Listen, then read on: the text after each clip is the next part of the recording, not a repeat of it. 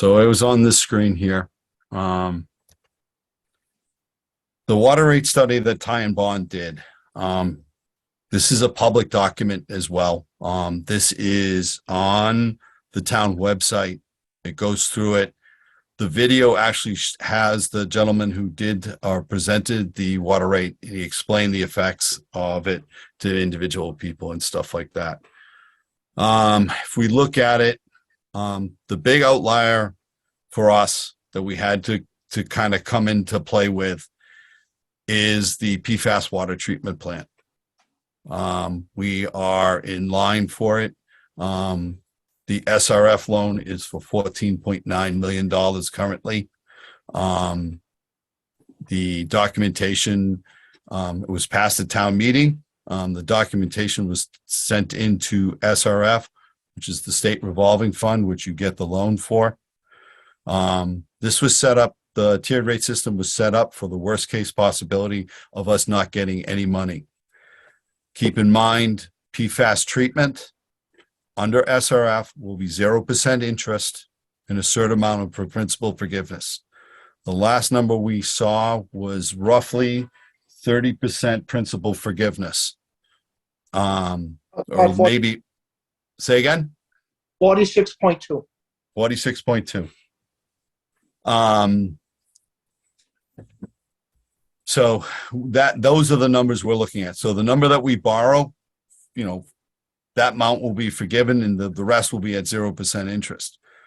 But to set the budget, they had to take it as a worst case scenario. The rest of it is, like I said, a system needs update and maintenance. State requires at a minimum a 10-year capital improvement plan, means water main replacement, well upgrades, things like that. And that's something that has to get set into the state. You look at, we operate off a water enterprise account. So the money that we take in is solely what we operate off of. You don't operate off any tax dollars or anything like that. What I wanted to show you, and this is what was given as an idea of where our water rates would take care of. If we didn't make any changes, that green line is where we would be, and our costs are at the top of each one of those. The blue is your operating costs. The red is the capital outlay and the capital improvement plan. The black, the gray is existing debt service, and the black is the new debt service. As you can see, if we had kept the rate as it existed, we would not have been able to meet our financial obligations, and we're required to. This gives us an idea, and this was all at worst case. We're not that way at the full amount. So like I said, this was the worst case if we got no money back and they were going to charge us 2% interest is what your SRF normally charges. So which one is this? If we had gone off the existing rate structure and had done a rate increase on that, the cost to everyone, top to bottom, would have been dramatic, as much as 50%. So we're looking, I think I went backwards. Sorry. All right. Sorry, first time using this computer. Hold on.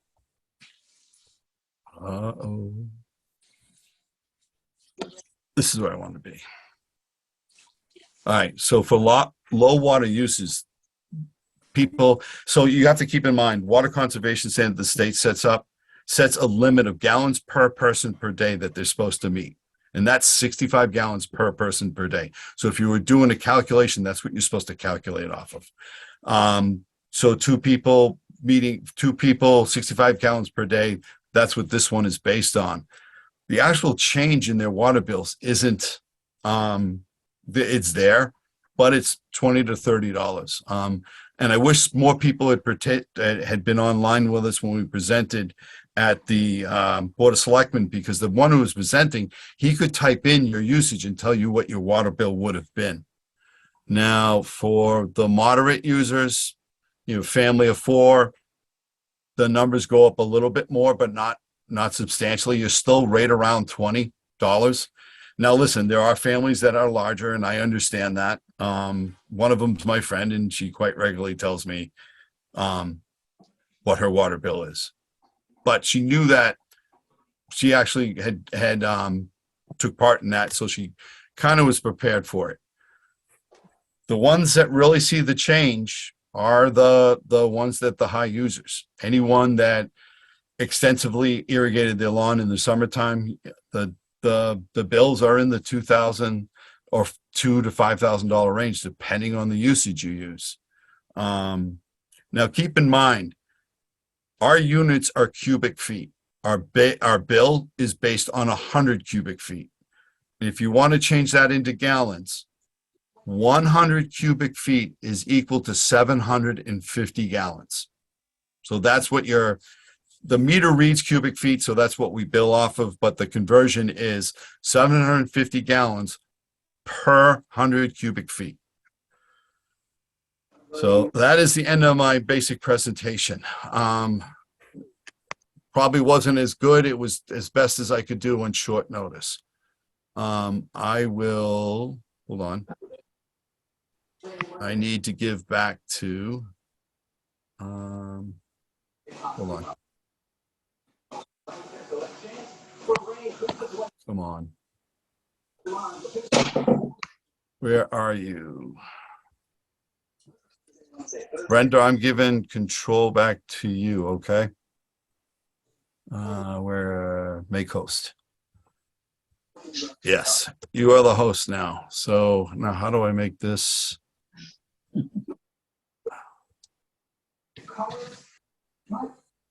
I'm sure you all have questions about Mr. Melanson's presentation.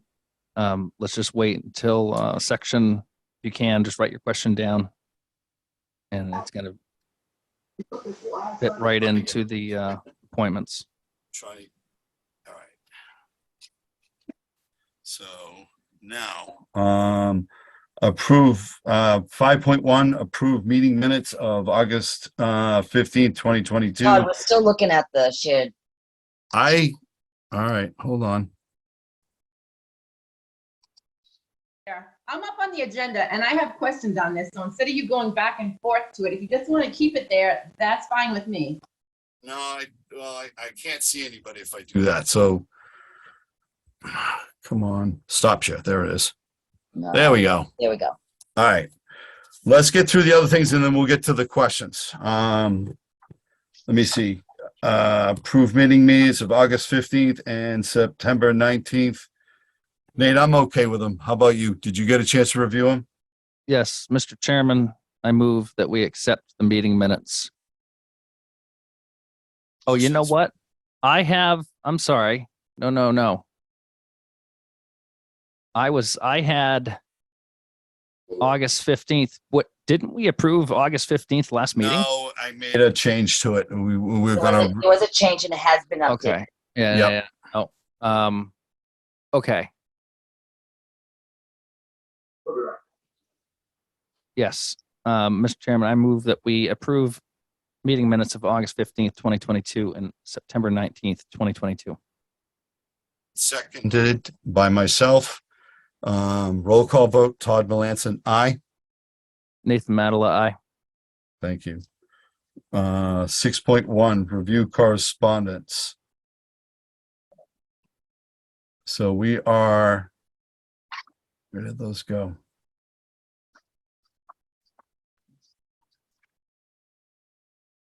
Yeah, Is I'm not that, showing a 6.1 in the meeting It's packet. 1.6. 1.6. Sorry, I switched the numbers again. That's okay. I messed up too. That would that be Mr. Considine's? That is Mr. Barakowski from 13 Proctor Road that sent you a letter or sent you a note.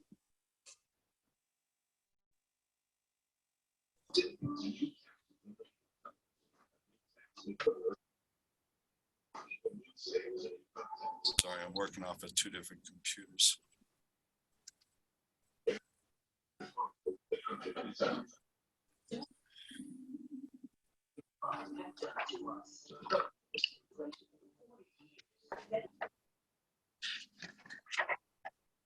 I'm a little curious. David, did you speak with this gentleman? Which one? 1.6, Conrad Baranowski, 13 Proctor Road. Right, he said, the letter basically said, that he sent to me and Todd, basically said that cleaning out the tank helped. Oh, I saw that. Yeah. The water, he was the gentleman that had some water issues. He's connected before the main step down from one to another, if I remember correctly. Right. We're going to look at moving that in the near future, but we asked him if he would clean out his Hot water tank. hot water tank, and it seems to have done the trick so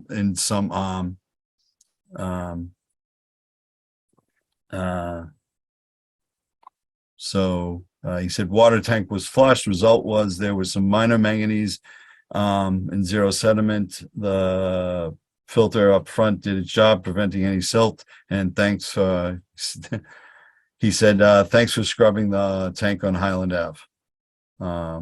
That was something else the guys did. We did that in-house, was cleaning the tank. But anyways, is there any other correspondence, Brenda? I don't see any. No, All right. So let's do. Come on. one is 2.1. Yeah, I know. I'm trying to call it up. Oh, I'm sorry. Mr. Chairman. Yes, sir. In 1.6, we also do have a section for public comments if anybody wishes to make one. It seems a little out of place. Yeah, I know. I thought we have the. It's there, though. All right. Yeah. Can you hold on 1 second, please?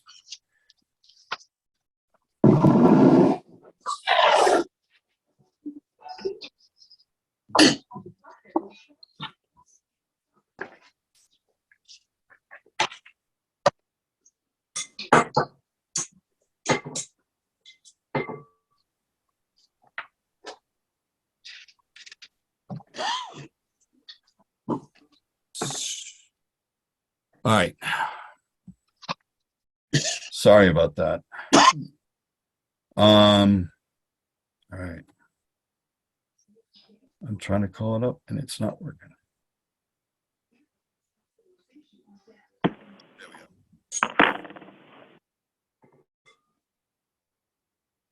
we go. And I will remind everybody, while Todd's getting things together, we're going to keep the format, call one at a time. Please state your name and where you're from. We can keep order easy for the people transcribing the minutes.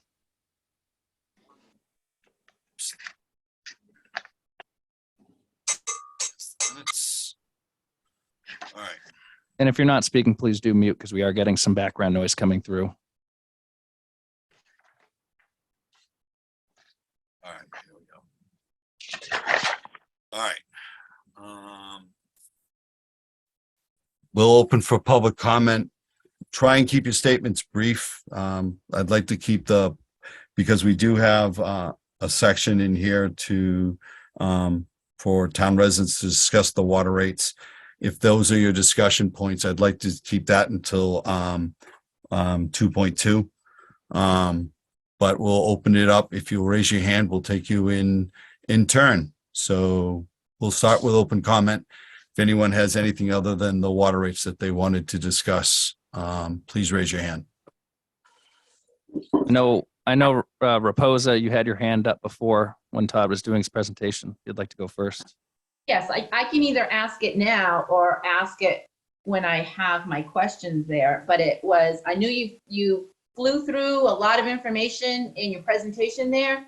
So I was going to ask you specifically on slide 15 to really explain what you're even showing for data. What does the chart show? What's the graph show? It's a summary of all the information that Ty and Bond put together. Okay. In fact, if we can, I think that is online. Yeah. And we can get a written explanation of it.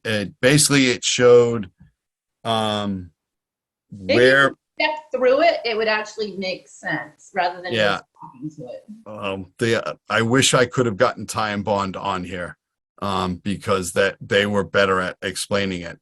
And it is fully explained in the video. When we presented to the Board of Selectmen, he was there and he explained it in full. But if on 15, you're looking at, the summer usage, the number of bills that would potentially be affected. Maybe can you show it while you're explaining it? That gets into sharing the screen again, and I'm not sure I want to get into doing that again. It just shows how far out, or the usage on the bottom is the biggest one, I guess. And the projected percent of people that we're going to use in the thousands of cubic feet, were minimal, and those were the ones that would be the most impacted, I guess is the best way to put it. When you say minimal, how many customers? It looks, if I'm looking at the graph, it's less than 10%, less than 5% of our total usages. So what does that mean? Less than So 5% of your customers are going to receive less than a No, they're giant gonna, increase? no.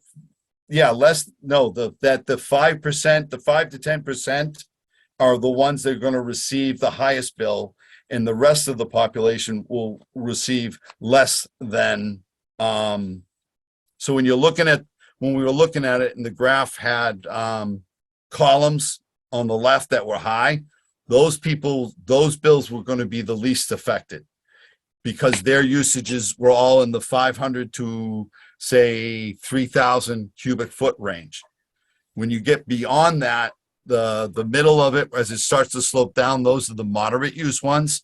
And then the ones that are barely visible are the higher users. And so if you look at those, it's, I think they went as high as 10,000 cubic feet. Those look like 1 to 2%. If you go back to 6%, you're probably at about 10%, right around 10% of all of our users are Okay, so 10% of your users would see higher than, what if- percent increase in their bill? depends on their usage, really. It's hard to take this percentage or projection and put it to your individual use. The best way to look at it is the impact is each one of those tiers. Like if you make it the fourth tier, that whole volume isn't charged at that amount. It breaks it up into the individual tiers.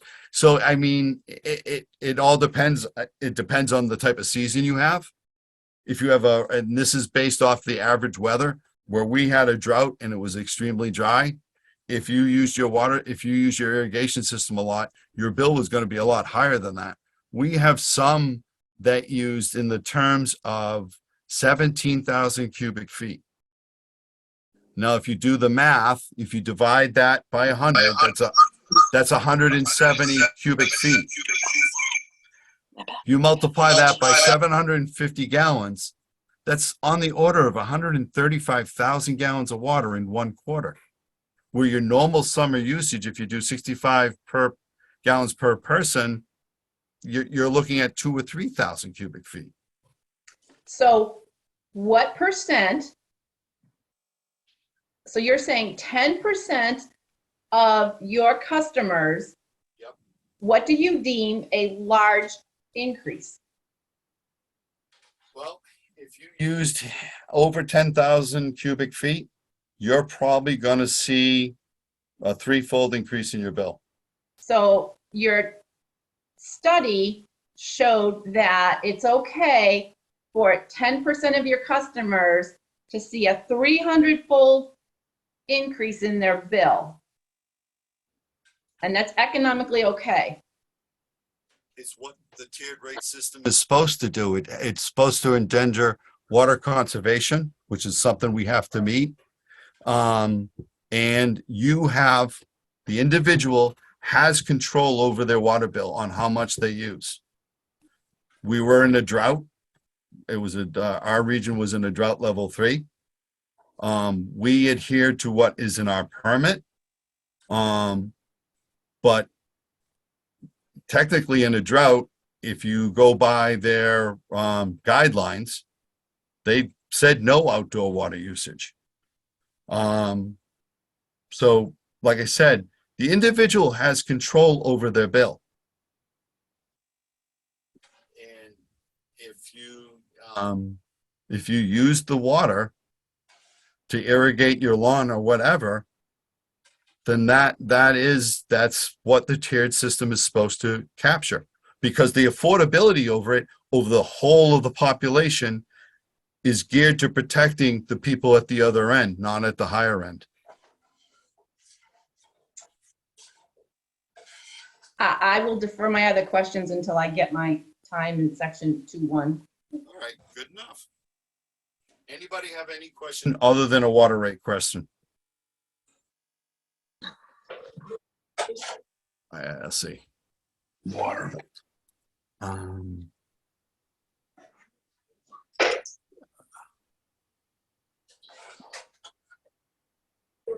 Dot,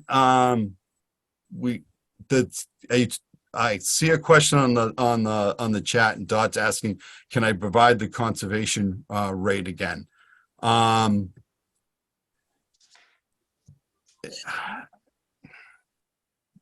not sure what that means. The conservation rate, that's our tiered system. So if you go on the website, it should be on there. I don't have it on my computer to share. Please let me in on my other device. Tyler, are you in? I see. I am on my iPhone, and I want to be able to see you. All right. So you'd have to get out off your iPad and come in on your other device, and then you'll be let in. I believe I'm in. Okay, good enough. Thanks. Oh, conversion rate.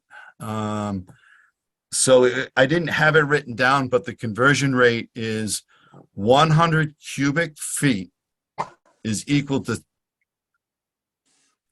good enough. 100, so 1 cubic foot is 7.5 gallons. We measure in 100, or we bill in 100 cubic foot, so that's 750 gallons. Okay? All right. I don't see any other hands raised, so I'll assume everybody else is on water rates or other things like that. So we will go to 2.1, Karen Raposa, communication methods in relation to rate increases.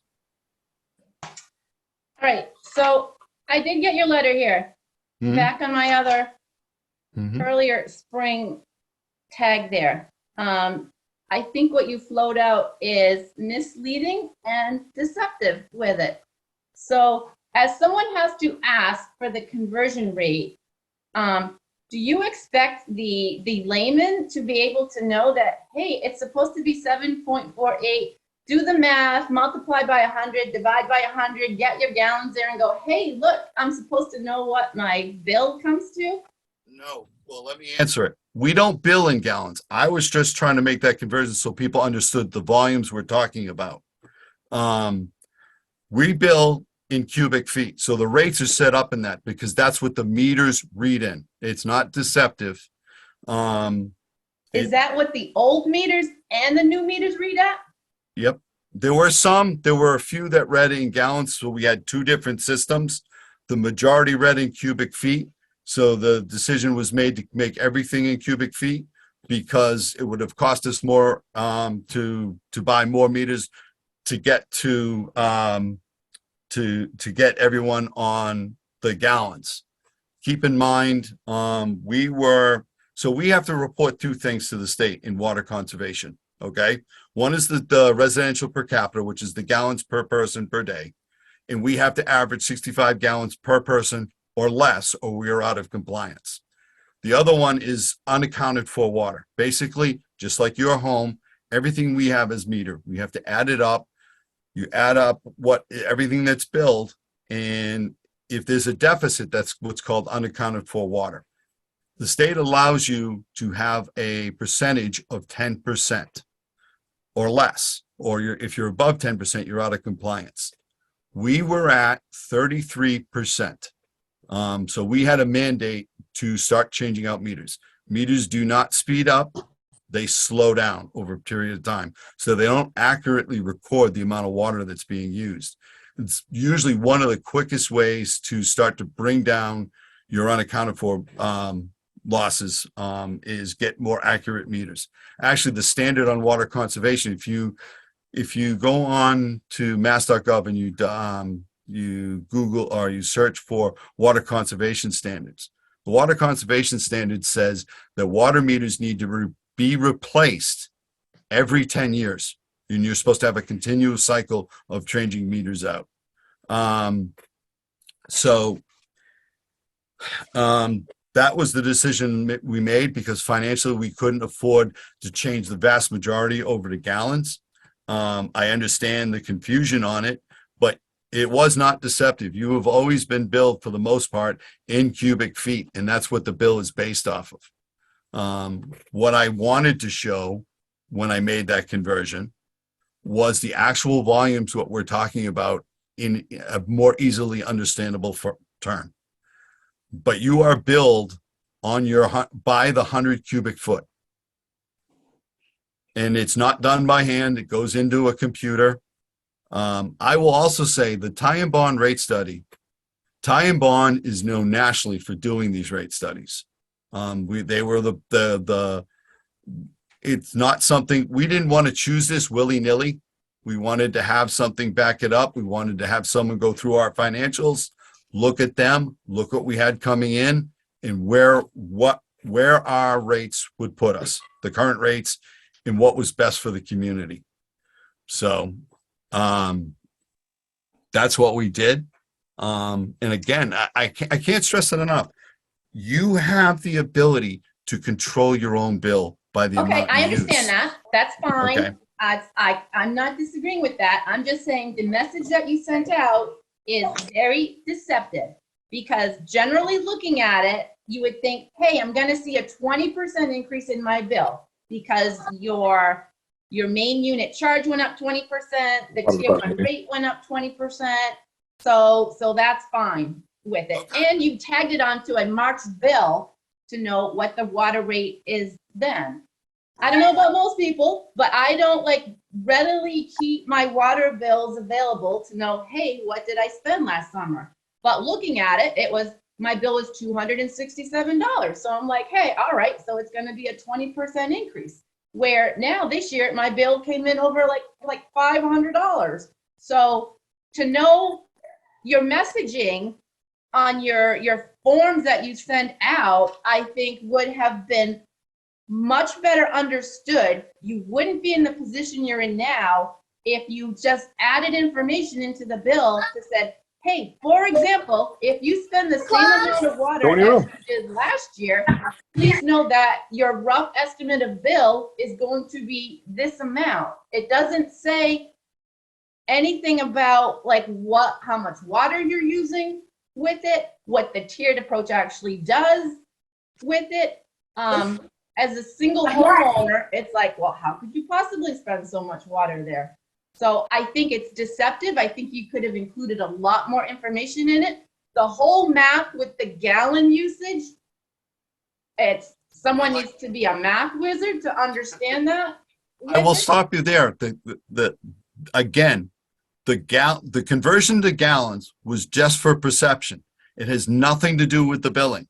It really and truly doesn't, because you are billed off 100 cubic feet. The old meter and the new meter? Some of them, yes. There wasn't a large majority that were in gallons. I don't know the numbers, but the majority of our meters have always read by the 100 cubic foot. The new bills that came out, they do not have any units of measure on them. It doesn't say whether they're in gallons. It doesn't say whether it's in I think it says 100 cubic CF. feet. I think it says CF. No, it does not. Because I read a printout of one this afternoon. It says what And- the rate information is, but it So if I'm doesn't say looking what at- the usage is. Hold on one second, because I have it up, one of them up. Hold on one second. Because I was looking at a printout of the bill.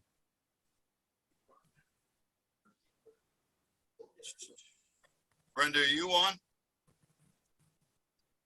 Yes. The bills, when we print them out, it says what the unit of measure on them is, doesn't it?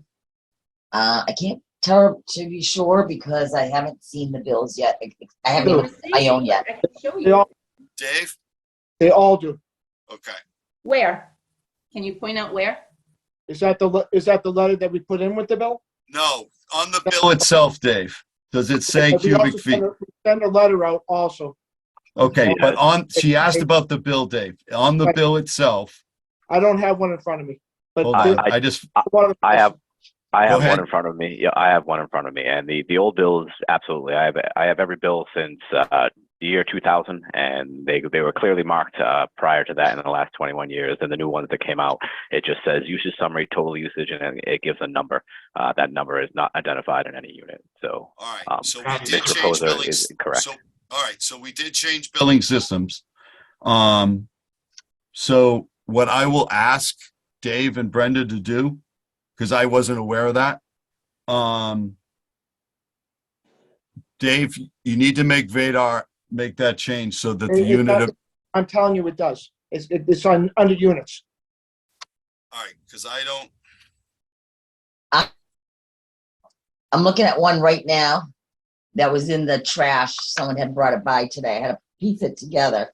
And under total usage, it doesn't say if it's cubic feet. or not. correct. Yeah. It just- all right, The, so, the, So I the didn't only think I have one, but I remembered someone came in earlier today and I'm at the office. So Yep, I found it. It's the, units. the only place on the bill that actually mentions any type of unit is under the rate information, and that lists per cubic feet. Everything else is it should unlinked. be 100 cubic feet, not cubic feet. Yes, but there- It's there is- per it does cubic not- foot. What? It's per cubic feet. It's not per Yeah. 100. All right, Correct. so that Folks. needs to be correct. I know, folks, I know we got a lot going on here. We're trying to get to the bottom of things, but please, let's keep a format of one person talking at a time. State who you are and where you're from. All right, thank you, Nate. All right, Okay, so my other questions with that is, I think it would have been much, much better understood by the public if you had put an example in there to so understand that, yes, with our rate increases, if you were to use the same amount of water as you had like last summer, here's what you can expect for a bill. Because maybe other people do, but like I said, I have no recollection of how many cubic feet or gallons of water I had used to expect what for a billing option there. listen, Um, Karen, well, sorry, I'm not sure your first name. I apologize. And I'm really bad with names. What I will say is I understand that. We always can do better. Some of it I didn't realize, but I will also say that the town has been good about keeping and boosting up that presentation, the videotape of it. And it did go over that. And it calculated out what different people's bills, if you used X amount of cubic feet, what your bill would be. We do get limits on how much we can mail out. There is a significant cost to that on us. So I respect what you're saying. We will endeavor to do much better in the future. But I do think and I appreciate you bringing up the change in the bill. I didn't realize that it wasn't putting the unit of measure on there, and it should. But it is under it, on the bill, it should have what the tiered rates are, and that the unit of measure should be on that. If it isn't, let me know. But so So- that, what else do you have what A else, couple Karen? other comments there. I think Mhm. it's also very deceiving on the letter that you put out to note that the plant should be completed in approximately 2 years. There's no listing on the rate increase to say that, hey, you can expect to pay this for the next 30 years is what it appears to be with Well, it. the rate is set. It not, so there's two ways you could have done it, specifically with the plant. You could have built it into the rate structure, okay? Or you can do what they call a bond debt fee. That was by tie-in bonds, not considered because it actually would have made the bills on the affordability index, from what I understood from the presentation, outside of that low to moderate impact on the general population. So that was. Can you quantify low and moderate?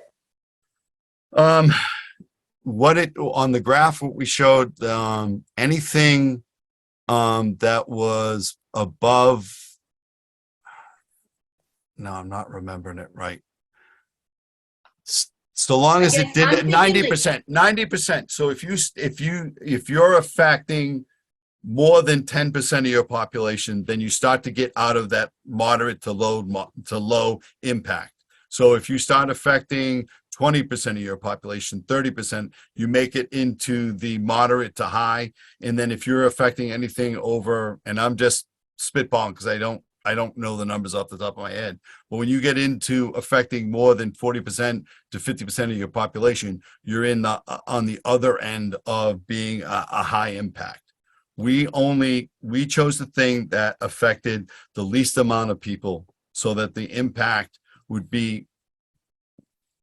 Okay, understood. So if I'm reading you correctly, then you're saying that you chose the rate structure where you're not really going to impact 10% of the population. 90%. So we're basically affecting 10% of the population. The majority of the population isn't, the impact on it is moderate to low. The 10%, the impact would be is going to be higher. But it doesn't get into the percentage of the impact, but that percentage of the population impact is what they focus on. So do you have the percent of the impact to go 90% of your customers received an average or saw an average of 20% of an increase? 10 to 20.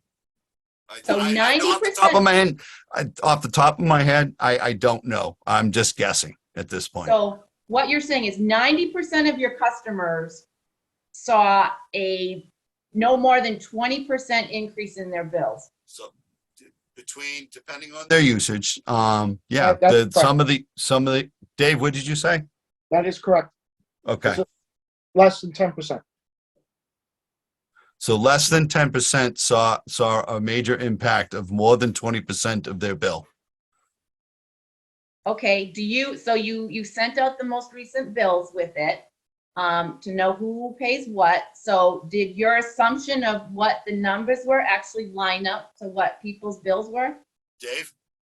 Yes, and we've also played that rate study twice. Once in February, once in March. Online, in 2 different meetings. And I think it is on, Chaz, correct me if I'm wrong, is the town's TV channel has it as well, correct? It's a- I know as far as what the presentation from Tigan Bond, Yes. I it's think not, you're missing my question though. My question is, everyone just got their recent bills with it.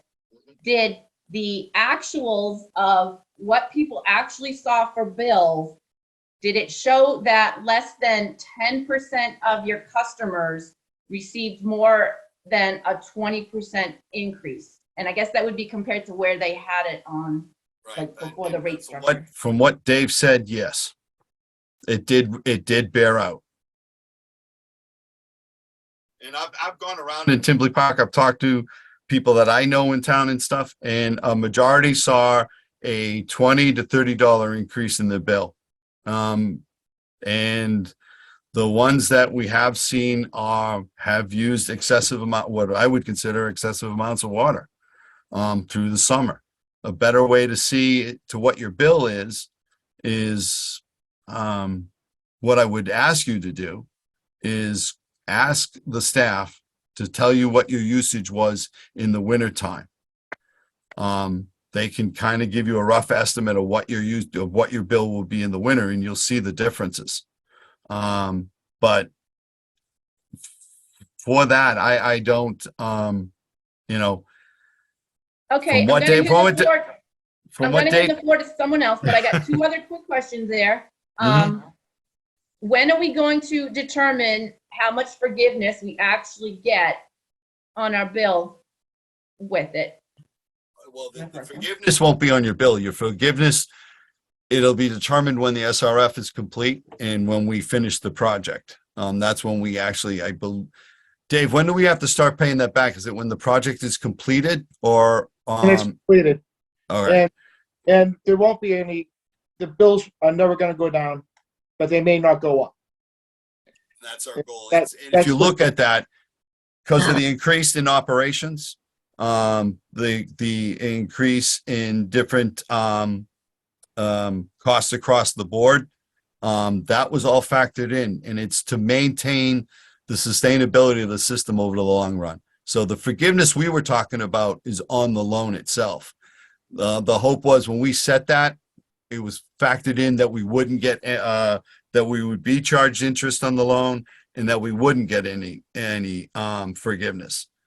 The forgiveness and the interest-free portion allows us not to increase the rates for a certain period of time. Keep in mind, the state wants you to increase water. We didn't increase rates for 10 years. It was flat for 10 years. If you take 3% per year, 2.5% to 3%, cost of living or whatever you want to call it, we're at 30%. We're behind by 30%. I believe, is that a true statement with those that were on Witches Brook Water? Pretty much the water rate. When did we buy Witches Brook? 2000, 2006. 2006. We Rates lowered. have not we lowered increased the- roughly since 2010, if I'm correct, or No, they were- thereabouts. about 3 years ago. Well, 3 years ago. So what we did, we didn't have a rate study. We had one that was done in '08. There were 3 steps. Not all the steps were enacted. At the time, we enacted the very last step from that rate increase rate study from, I think it was 2008, 2007. We took the time, we hired Ty and Bond to do the rate study, and this is the one we got that we agreed to and approved. You know, I get it. I said it in that meeting. If we had any other, now I'll take it on the chin. We should have done a better job of communicating it. I won't deny that. And we will endeavor to do better in that. Any sort of input on that will be greatly appreciated. But we Okay, did wait. I'm gonna end with this. I would just like to see you publish with the latest bills that came out and just bucket it to go, hey, 90% of your customers saw a 20% increase. 10% of your customers saw an average of, I don't know, 100, 200, 300% increase with it. So I would like to actually see the data behind what I think it's Dave said with it to know how many of your customers saw an increase. David, how easy would that be to pull off of Vadar? That, what she's asking is almost impossible because everyone's different. You know, it's not that everyone got 20%. And once you get to that 10%, not everyone, some people went up a little bit, some people went up 3 or 4 times. You got to also remember the data isn't accurate for the people who watered because last year in July, it rained all but 3 days. Okay, This I think what I'm asking is, Yeah, you got to let me finish. All right, this July, it rained 0 days. How much did it rain the first 2 weeks of August this year? 0. How much did it rain the first 2 weeks of last August? Every day. And in June, it rained maybe 4 or 5 days this year. Last year, it rained the majority of the month. So you cannot compare one year to the other because it's totally different. And to give that information, it's less than accurate. Okay, what I'm asking for is not to compare against prior years, using how much water they used this year. If we still had our old rates, what would their bill be? Compared to our new rates, what would our bill be? Because that, in my interpretation, that's where 90% of the people, regardless of how much water they saw, they would only see less than a 20% increase from the previous tier plan to this tier plan. That would, to do that, I would have to set the computers all back and run the bills all again, and then set it back again. And that is almost impossible. Then how do you know that 90% of your folks only saw a 20% increase? It was because not only the people who they irrigated a lot got an increase, because I can see it in the bills and I can see it on the phone calls. And we made phone calls to a lot of people in June when they had an increase. And some of those people did not listen when I told them you might want to cut back. So, That could only have been accomplished though if they had the new meter. Correct. I just wanted and that's, Yeah, that point we're in out. so the other part. All right, of it I'm is- going to relinquish the floor here, but my only comment is you said that 90% of your customers saw less than a 20% increase. I'm just asking you for the data to validate that. but, It's but you everything's can't- online. So Dave, or Yep. I will try and get that information for you, Mr. Reposa. I don't know what the limitations of the system are. That will be the only defining factor.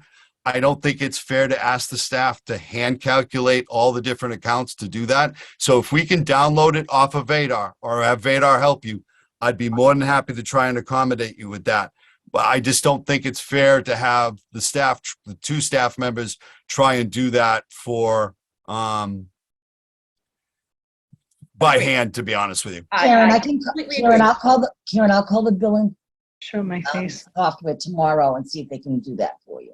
I Thank you. don't know, but I'll find out. Oh, All right. So we are now at, excuse me. Mr. Chairman. Karen was 2.1. Yes, Mr. Madla. Yeah. So I was one of Karen. I'm sorry. I didn't. You didn't identify yourself. Raposa. I don't want to assume. Said was about the water bill and how the bill is calculated. So I said, you know what? Let's look on the Townsend Mass website, and I'm looking at that now. That needs to be updated. So I would ask that if whoever our webmaster is to get this updated, that would be great, because there's nothing about a tiered system on here. There's no date.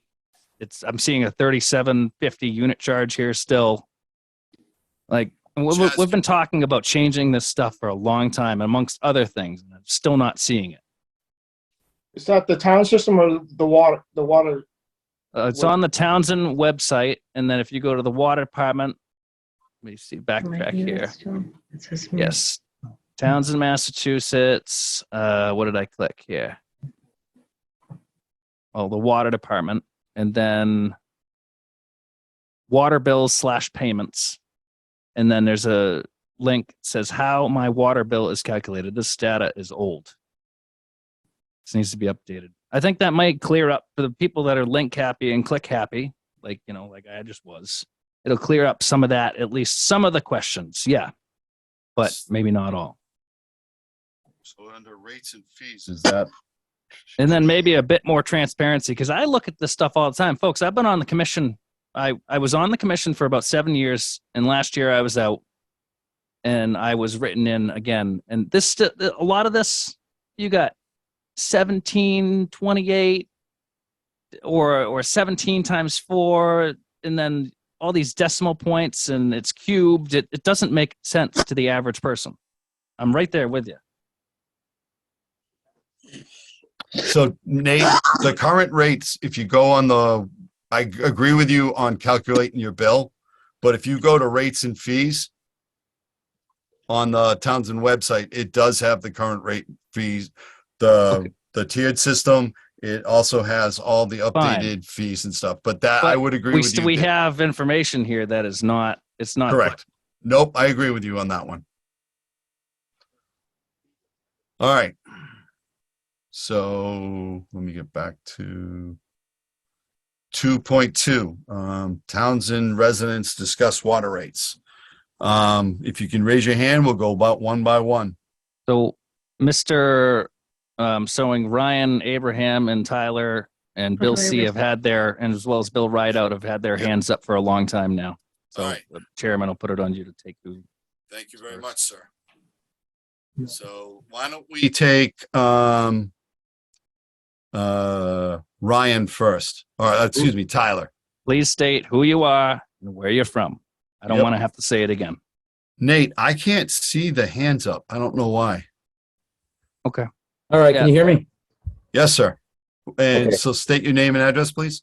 My name is Tyler Champagne, and I'm 18 Cedar Circle in Townsend. And I've been logged on since the beginning of this meeting, and I know you guys did a roll call initially. So I just want to know who. So I've talked with Dave on the phone numerous times. He's a superintendent. And from what I understand, there's 3 people on the board. Is that how this works? 2. Well, there's supposed to be 3. We had one resign. So currently, right now, it's myself, Todd Melanson. I'm chair. I'm in my second term. Nate Madler is the vice chair. He's been on multiple years. He was off for a little bit and he came back on as a write-in candidate in the last election. Okay. So when it comes to decisions on our bill structure, who casts the vote? How does, what's the, We do. just the 3 of you? Yes, sir. We're Okay. an independently elected board. So under that, we are, I guess, have, except for the final signing of like contracts and stuff like that, because it's under the town. But we have sole jurisdiction over the water enterprise account, which is Okay. what funds the water department. So I'm gonna say roughly 6 months ago, you guys probably held a vote, or was that, I remember Longer getting the than that, communication. longer than that. It was in The winter, the- no? the rate. Dave, when was the water rate structure presented at the Board of Selectmen? Oh, wait, let me go back all the way. So in October, we voted to go to Ty and Bond because we got 3 quotes. And that was in. That was the 2020 consultant firm? That was Yeah. October, that was October of last year. Of 2021. Right. They presented it to us partially in January and then they did the full one in of this last year. And the same exact one that was presented to the Board of Selectmen in March. I'm forgetting we're in October, but roughly it went into effect the first quarter. Went into effect in February. Okay. And So, all right. So, because I think I've had 2 bill cycles through this tiered structure. that's Now, correct.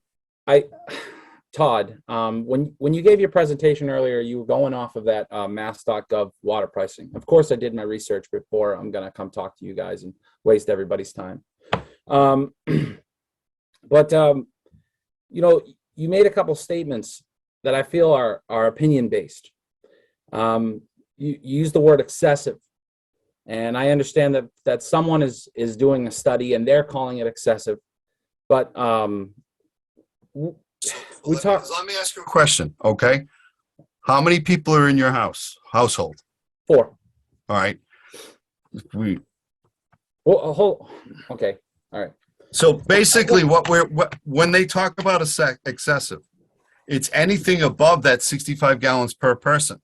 And that's state And that defined. number is totally arbitrary. It's just what they come up with, and that's just the number they say, hey, you know what? We think that the average person should use 65 gallons. They don't think. That's the standard we have to adhere to, though. Okay, so what they're trying to do is they're looking at a reservoir and they're trying to divide it up by its constituents, and they're trying to break it up. No, evenly. actually, that doesn't have anything to do with it. That's the Water Management Act, and that's what our registered volume is and what our permitted volume is. The breaking up of the watersheds has nothing to do with the water conservation standard. That's based on research put out by EPA, DEP, the American Water Works Association, and all the other entities involved. I guess my point is that we have we talked about irrigation, excessive. Well, it's You actually have not control even excessive. you have control over your own bill. That's what you said. You have control over your own bill. And I question, like, what bill do you not have control over? I mean, you control how much you spend at the grocery store and what you pay for in gas and what you drive, and all of these things are market rate set evenly across the board, and they're the same for everybody. And by going to a tiered structure, you're essentially imposing a tax on your top 10% people and asking them to subsidize the remainder of the bill. You talked about if you went to a flat structure that everyone would go up 50%. Good. Everybody goes up evenly.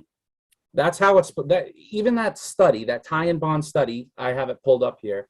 There's a section about I moved the agenda window open, but essentially it talks about how a flat rate structure works, and they say it's the most administratively simple to administer. Yep. It's the way Townsend ran for, I don't know, probably longer than I've been alive. And the fact that we got away from that is what I really take issue to. All right, so here's a couple things that a lot of people don't realize is we're in applying for an SRF loan, you get graded. We would have gotten negative points for not having a tiered rate system because it is not it's supposed to engender water conservation. All right. And you can't compare us to other utilities. You really can't. I'm not comparing to other utilities, but when you did. Goes up, when your gas goes up, do you drive less? Do you conserve less? Do people carpool? Do they take public transportation? The word conservation is being thrown around here as a deterrent. I understand you got to conserve, so you have restrictions, right? You have bands that you can exercise. You have meters that can control if I run or can monitor if I run my sink right now. So with the technology that we have and the ability to monitor, there were towns in Massachusetts that said you can't irrigate this year, no irrigation. Okay. Yep. So do I want to see us there? If that's the level that we're out at drought wise, personally, yes, like that, because as long as you're applying the bill fairly across everybody, there's no argument. I'm going to stop you one thing there. This is an accepted practice across the country. It is what the state wants you to do. All right. It engenders water conservation. I didn't find and also anything above using for your household usage, flushing your toilets, shower, eating, cooking. That's your basic needs. Additionally, we are supposed to maintain pressure in the system. Yes, we made a decision to go by what our permit said only, which was what you saw on the sign. We made the decision not to go to a full restriction and let people self-moderate. The town was gracious enough to put on the signboard, drought level 3, reduce outdoor water usage. We didn't mandate it. One, we don't have the staff to enforce it. Two, people had gone through a pandemic. We were going through a drought. We are experiencing system-wide issues because we lost Harbor Trace. We didn't want to be onerous. And quite frankly, we didn't have the staff to enforce it. So yes, we made the decision not to go to a full ban. All right. That full ban is what you're held legally to is what is on your permit. So that people understand this, they broke the watersheds up. They gave each community an allotted volume. That's your registered volume. You're supposed to have that in perpetuity, and it's not supposed to be able to be conditioned. The permit is if you needed an additional source or an additional volume, you got a permit for that.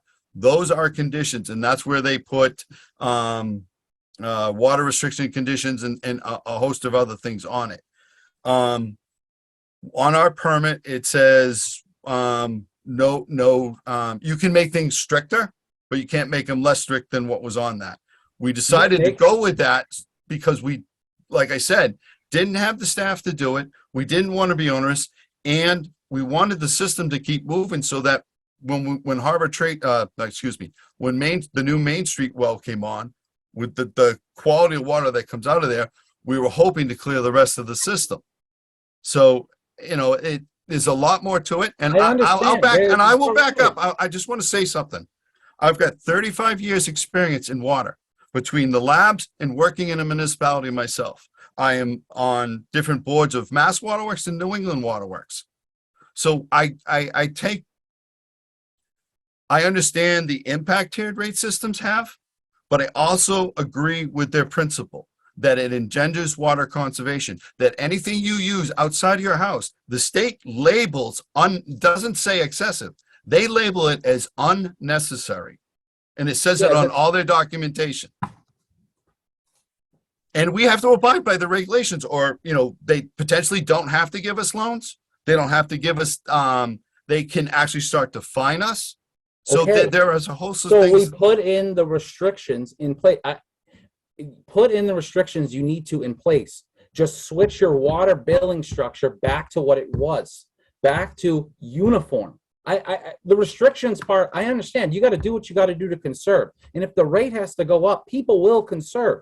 If I'm paying, I don't know. Like, just whatever. Just looking at my bill, I know where I landed. I know I was in tier 2, tier 3, probably higher. I'm using the water. I know that. Okay. I'm willing to pay more per gallon, but I'm not willing to subsidize my neighbor's watering. And that's what I feel like is being done. I'm paying for somebody else's water and it's bothering me. You get it? It's flat. I even. get it, but this is what was deemed as the least impact to the community in Of general. course it's least impact. People don't have irrigation, then they're not going to use water. And then there's people that are investing in their property and have irrigation. They're going to use water. And then at the end of the day, they're going to use more water. Hey, I drive a Civic. I got 40 miles to the gallon. What are you driving? I guarantee, what's that? You drive a truck or an SUV? Yes, sir, I do. Okay, so do you pay double you require more. You're excessively using fuel compared to me to make the same commute. We go to Hafner's in Townsend. I pay the same per gallon as you pay. It's how Townsend has run. You can't compare. You're comparing gas to water, and you Fuel, cannot. oil, lumber. You can't. Everything's None a of those. limited resource. You can't compare those other resources to water because Why- they why don't not? have. Because they don't have other priorities. They don't have to do fire protection. Do you have a hydrant on your road? Yes.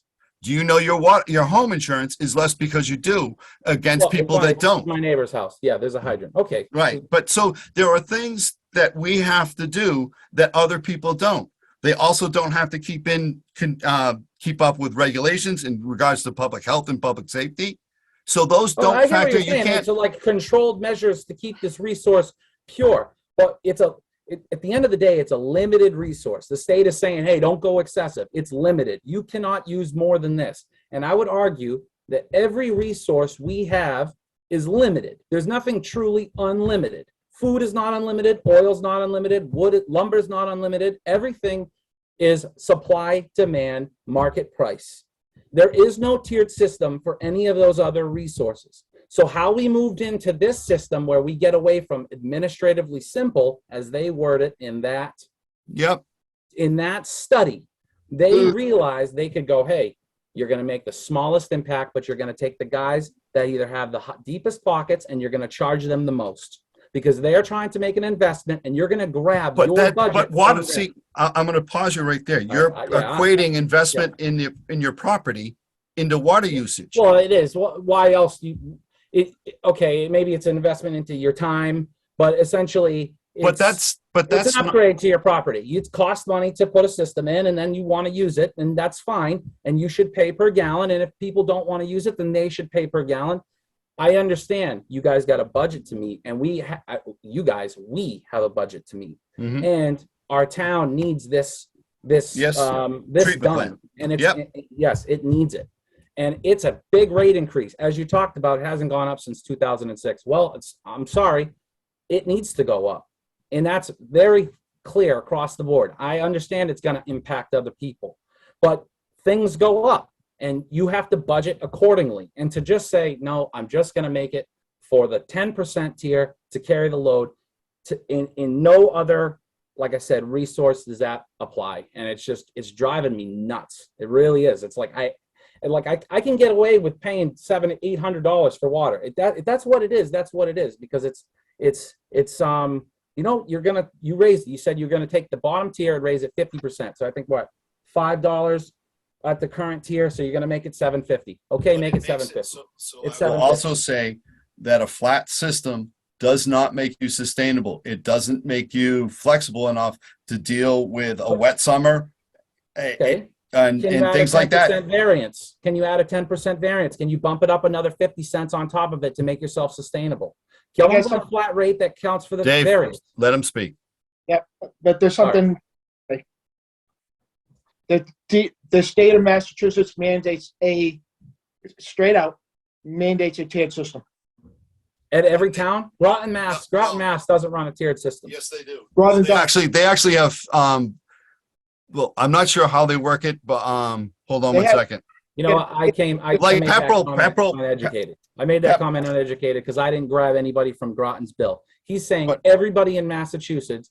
Not Look at that everyone, go- but as they make improvements to their system, or they have to apply for SRF, the smaller systems have flat rates for systems. okay. But if you look at a majority of the larger systems and things like that, yes, they do have tiered rate systems.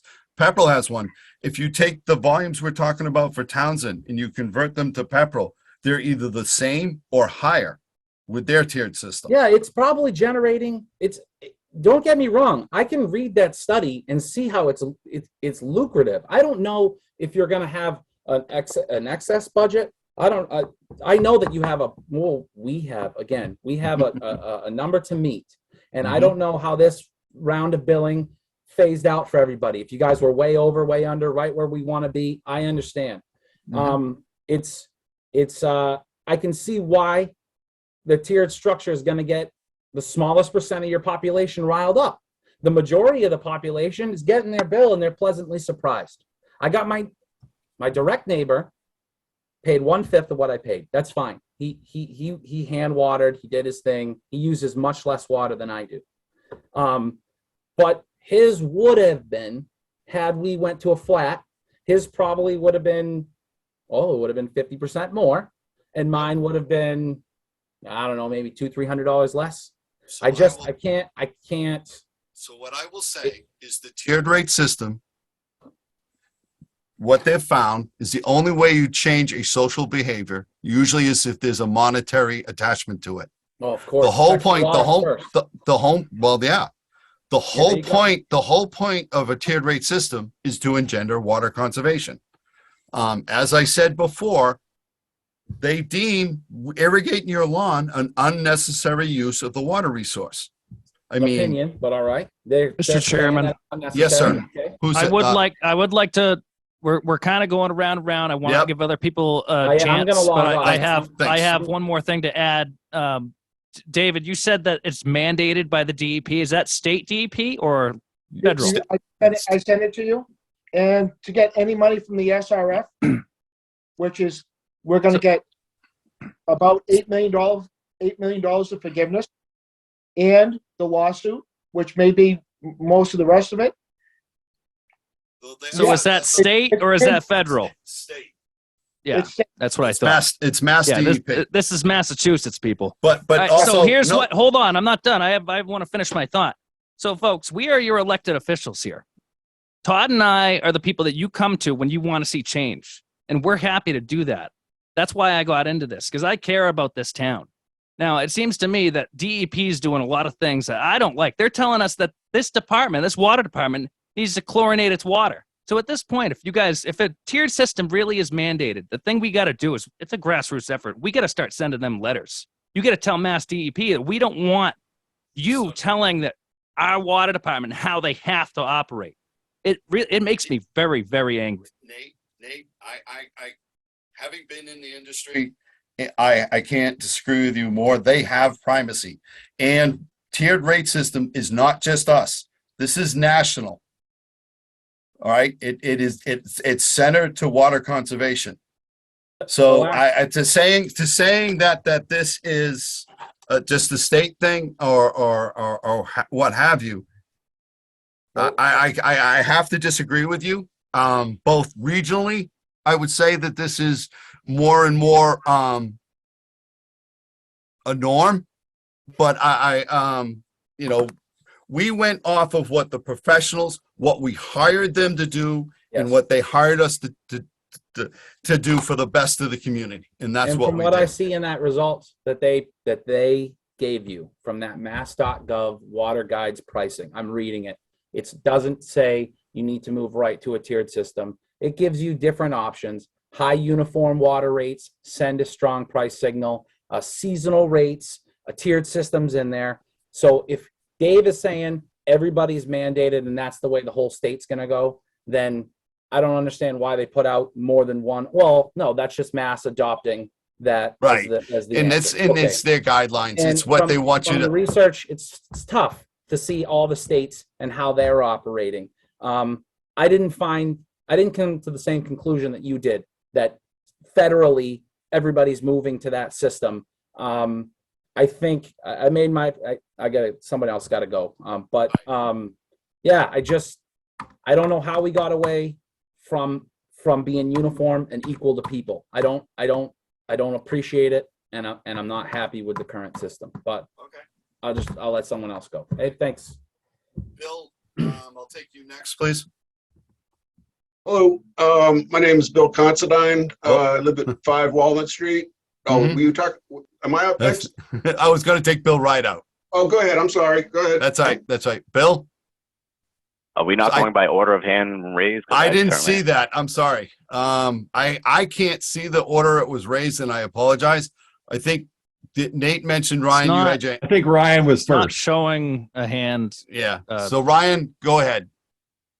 Good evening. My name is Ryan Abraham, 10 Fox Run in Townsend, Massachusetts. I've been a town resident here for 21 years. I've heard all of what's been said tonight, and it's quite apparent that really nothing is going to change out of this meeting, but I wanted to at least give you guys a perspective on the 10% that you guys did have in effect, right? I've been in town 21 years. I have data to show my usage, and I'd actually like to show a presentation if I could. In time to put it on. Ryan, I will say I did get to see it. I should be sharing now. Can you guys see my screen? Actually, because it didn't get to us by the time the warrant came out, we can't show it. Now, hold on a second. Now, are you 100% sure about that, Todd? Because it's just like someone standing in a meeting hall saying, look at this paper, but except everybody can clearly see it. First of all, he's not listed on the agenda, and it was I- only I- Well, received. he Oh, wait a is. minute, He wait a is minute. part of I'll the back town up. residents. I will back up.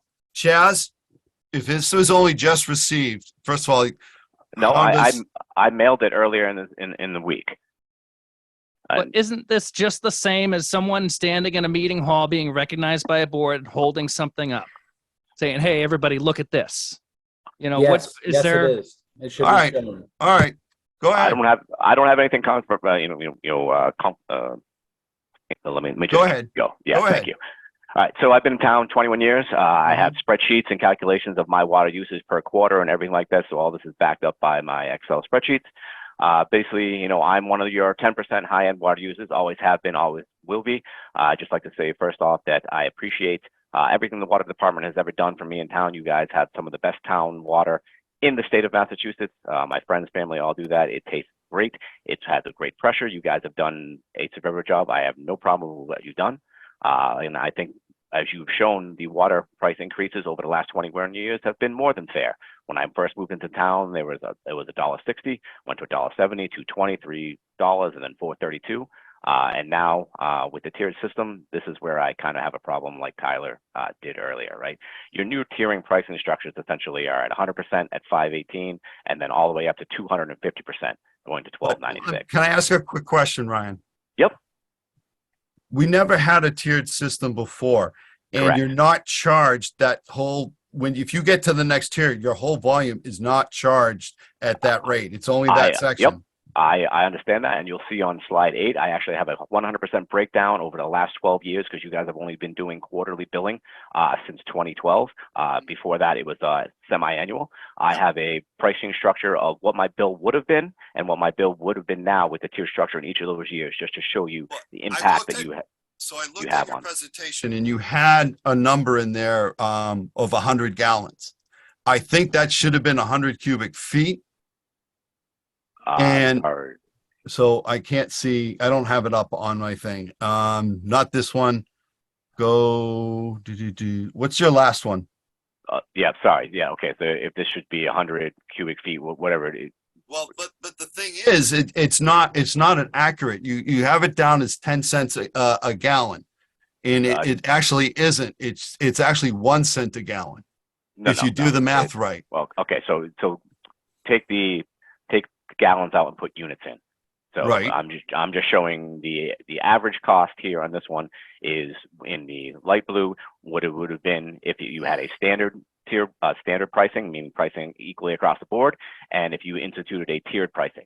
So even with all the same, you can see that anywhere with the tiered, everything is more expensive. And this year, especially with the drought, I fully understand that the water fluctuates and up and down. And just like the other gentleman said earlier, last year we had a wet July, we had a wet August.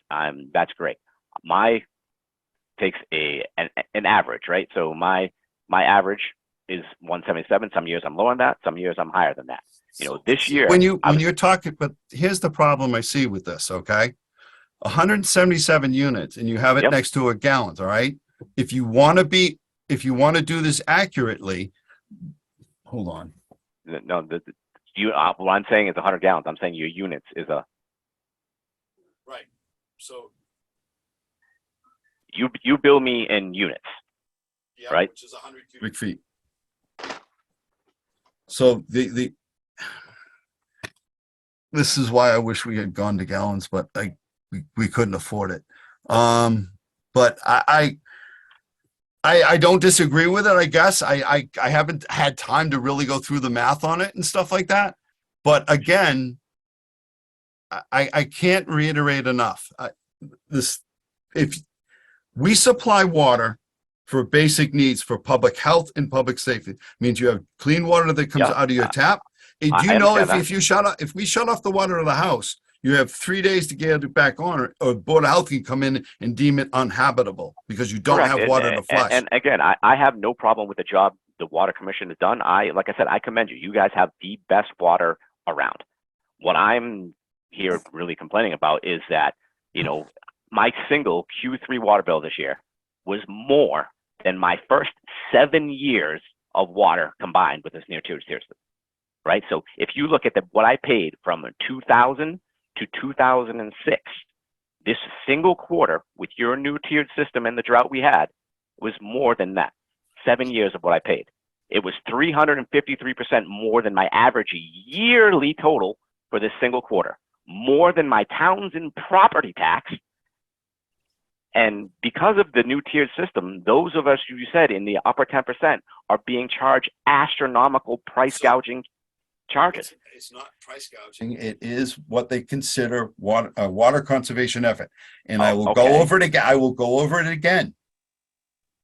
They can penalize you if you don't with the SRF. You get graded on your application. It was another reason we went to the tiered rate system. Sure. I just that has never been a problem prior to this, right? Like I said, well, we haven't had to do a loan like this before. Okay, but if you're in town 21 years and you've been used to paying a particular water bill, and all of a sudden it goes up 350%, how does that make your residents feel, right? It's a monopoly. I don't have a place I can source my water other than you, right? So whatever you put on the bill of the price per unit, price per gallon, price per whatever, I have to pay, right? Just like Tyler said before, he asked you what you drove. In my slide here, exactly. I said, if you have 2 Townsend residents, one who drives a Prius and one drives a Suburban, Mr. Mike's doesn't charge you a different. You can. You absolutely can. Water has different things. I will be honest with you. Water has different priorities. You cannot compare it to gas. You cannot compare it to electricity, home heating, propane. It is not the same resource. There are not the same attachments to it. If you have a problem with this, I would suggest you take it to the state. But we are abiding by what the state wants us to do so that we can get the funding that helps the community as much as it can. And that gets into the loan forgiveness and the 0% interest in the loan forgiveness. So the main reason why we're doing this is because we have to deal with the contaminated wells. If Correct. the wells were not contaminated and we didn't have to do this, then we would be on a standard single tier. No, price. we probably still would have gone to a tiered rate system. But it would in looking at your system, your slide, you got 10 years of water billing with no increases. Where you look at Yep. like a 3% increase over 10 years, you're looking at a 30% increase at this point in time. Correct. So And I but understand what you're saying, It's not a 30% increase. For me, it's an 800% increase. 800%. My water bill this month was multiple thousands of dollars. I understand that. Yeah. Let me ask you a question. Going forward, are you going to use less water on your lawn? Am I going to use less water on my lawn? Yes. Do It should be my choice, right? No, actually, the water conservation standard is fairly specific about it. You're supposed to average 65 gallons per person per day.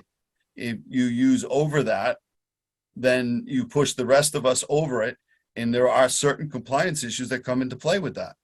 Well, for the last 21 years that I've been in town, again, none of this has factored into this since then, right? So again, my concern here is that I've been, like I said, town 2 decades, and how am I supposed to expect an 800% increase here?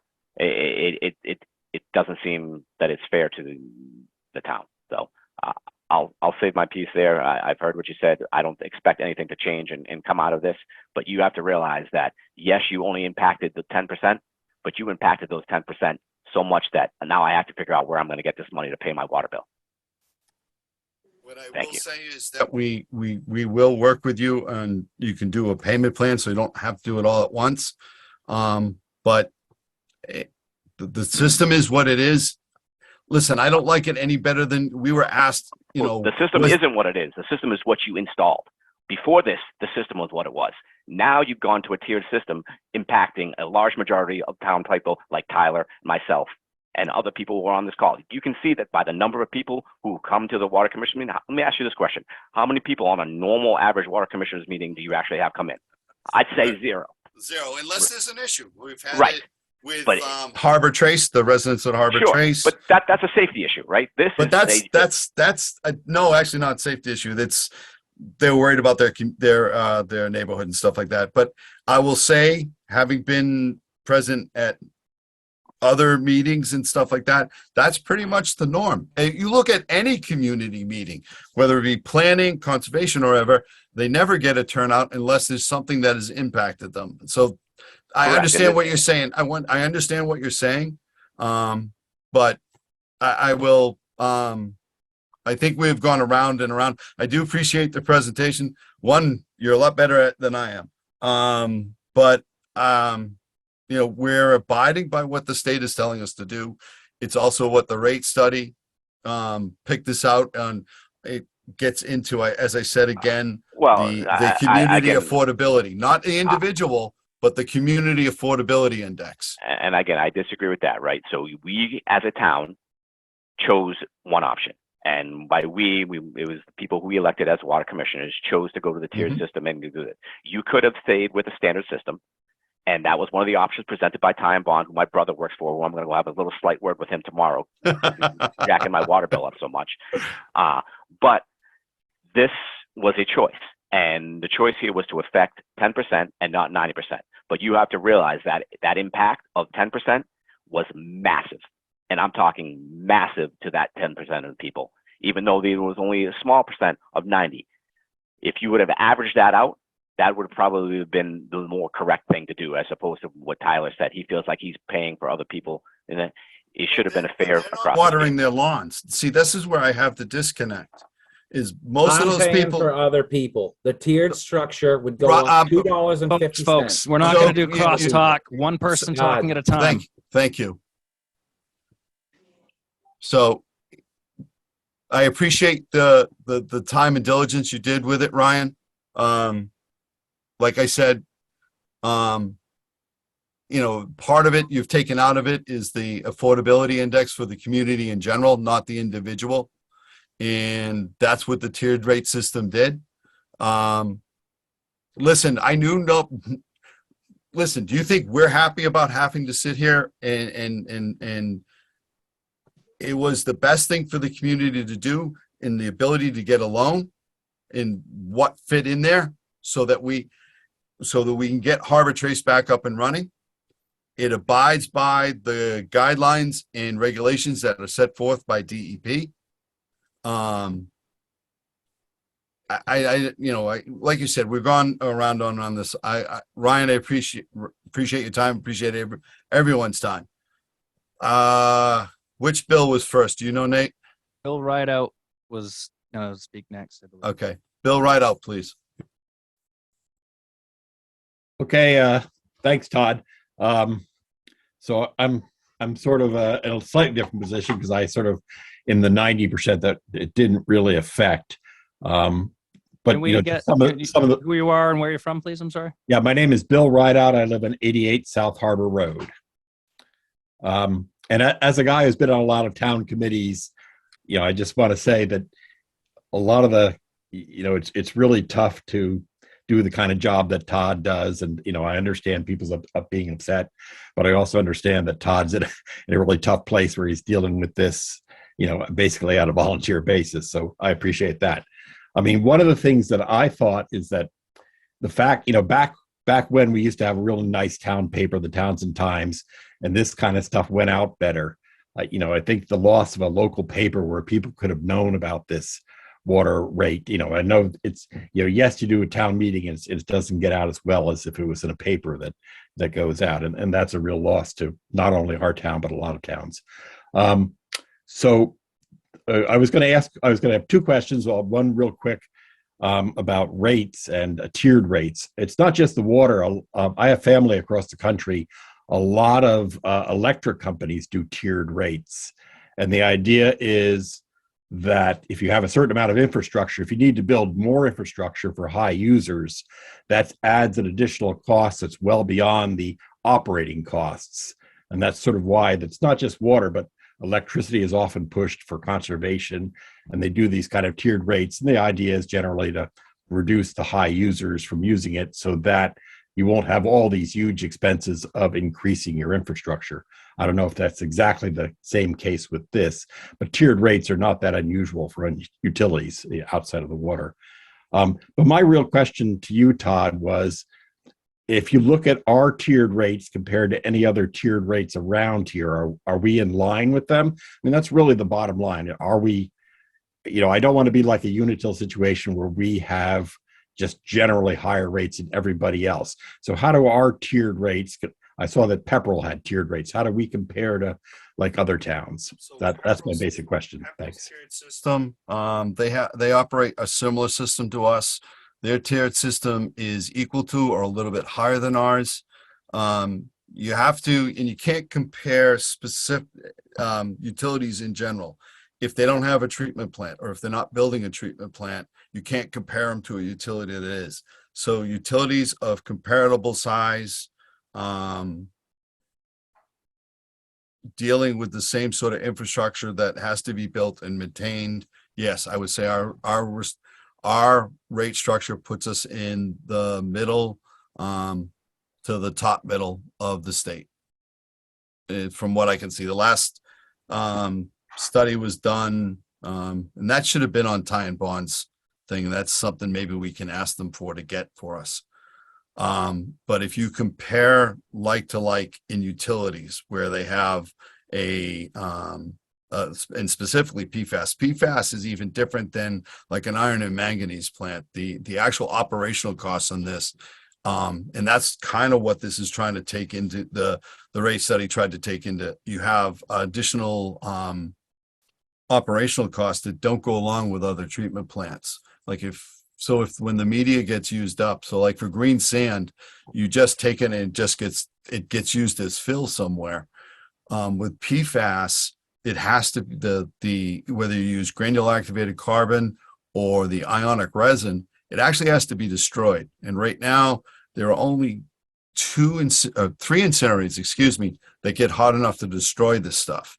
So there's a whole host of operational costs on the long term that this took into get. So you have to be careful about comparing.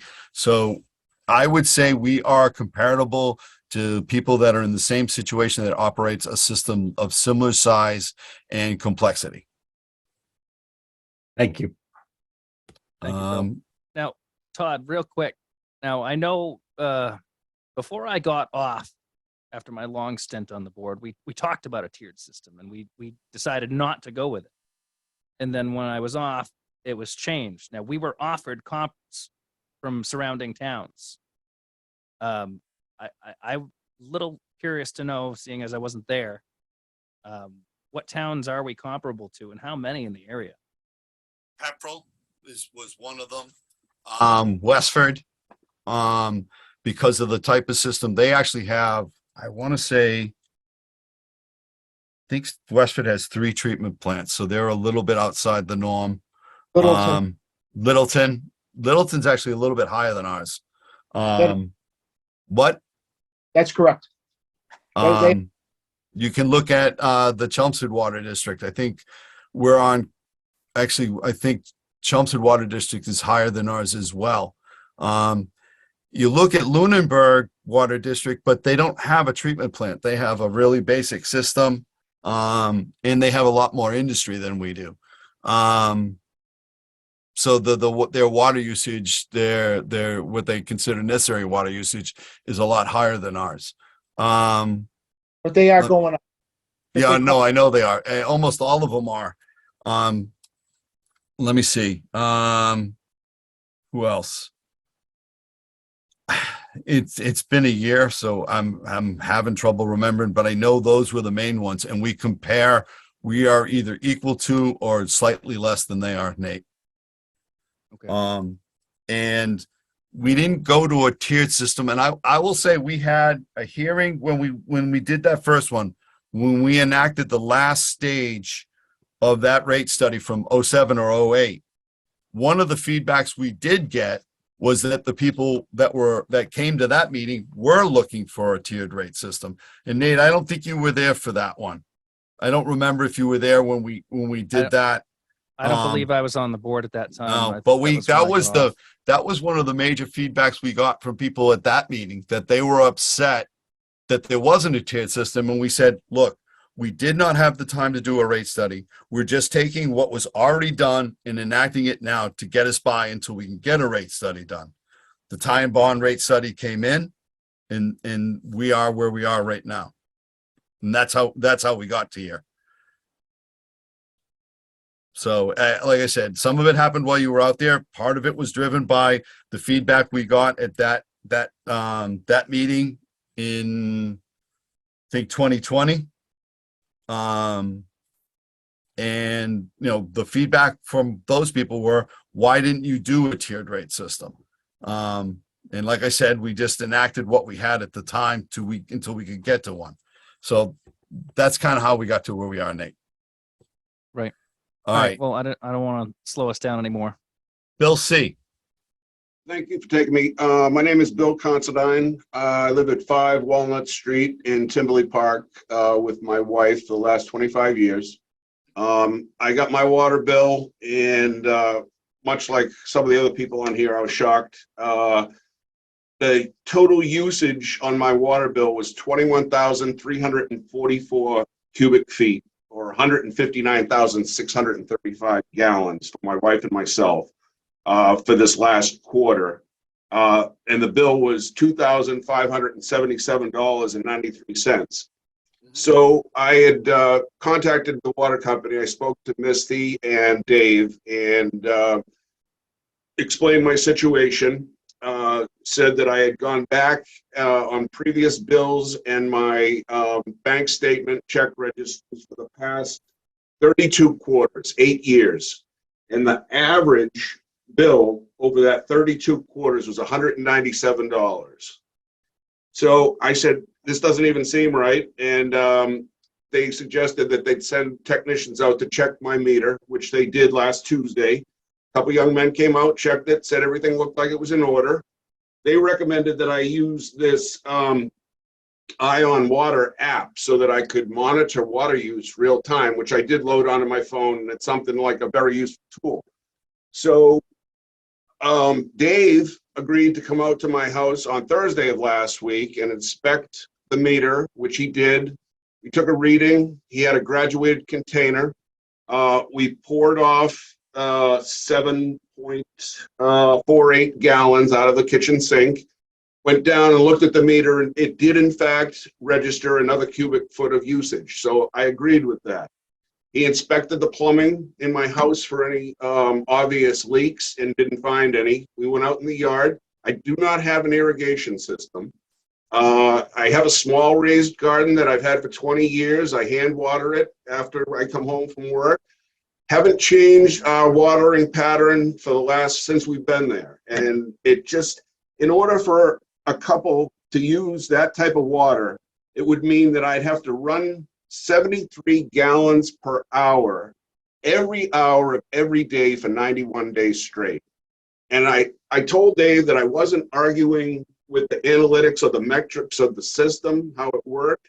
I just said, as a voice of reason and using common sense, does that even make sense that two people would use that much water over that period of time? And so I'm trying to appeal to you guys to see if you can work with me in some capacity to help me out with this bill. I can't afford to pay this bill.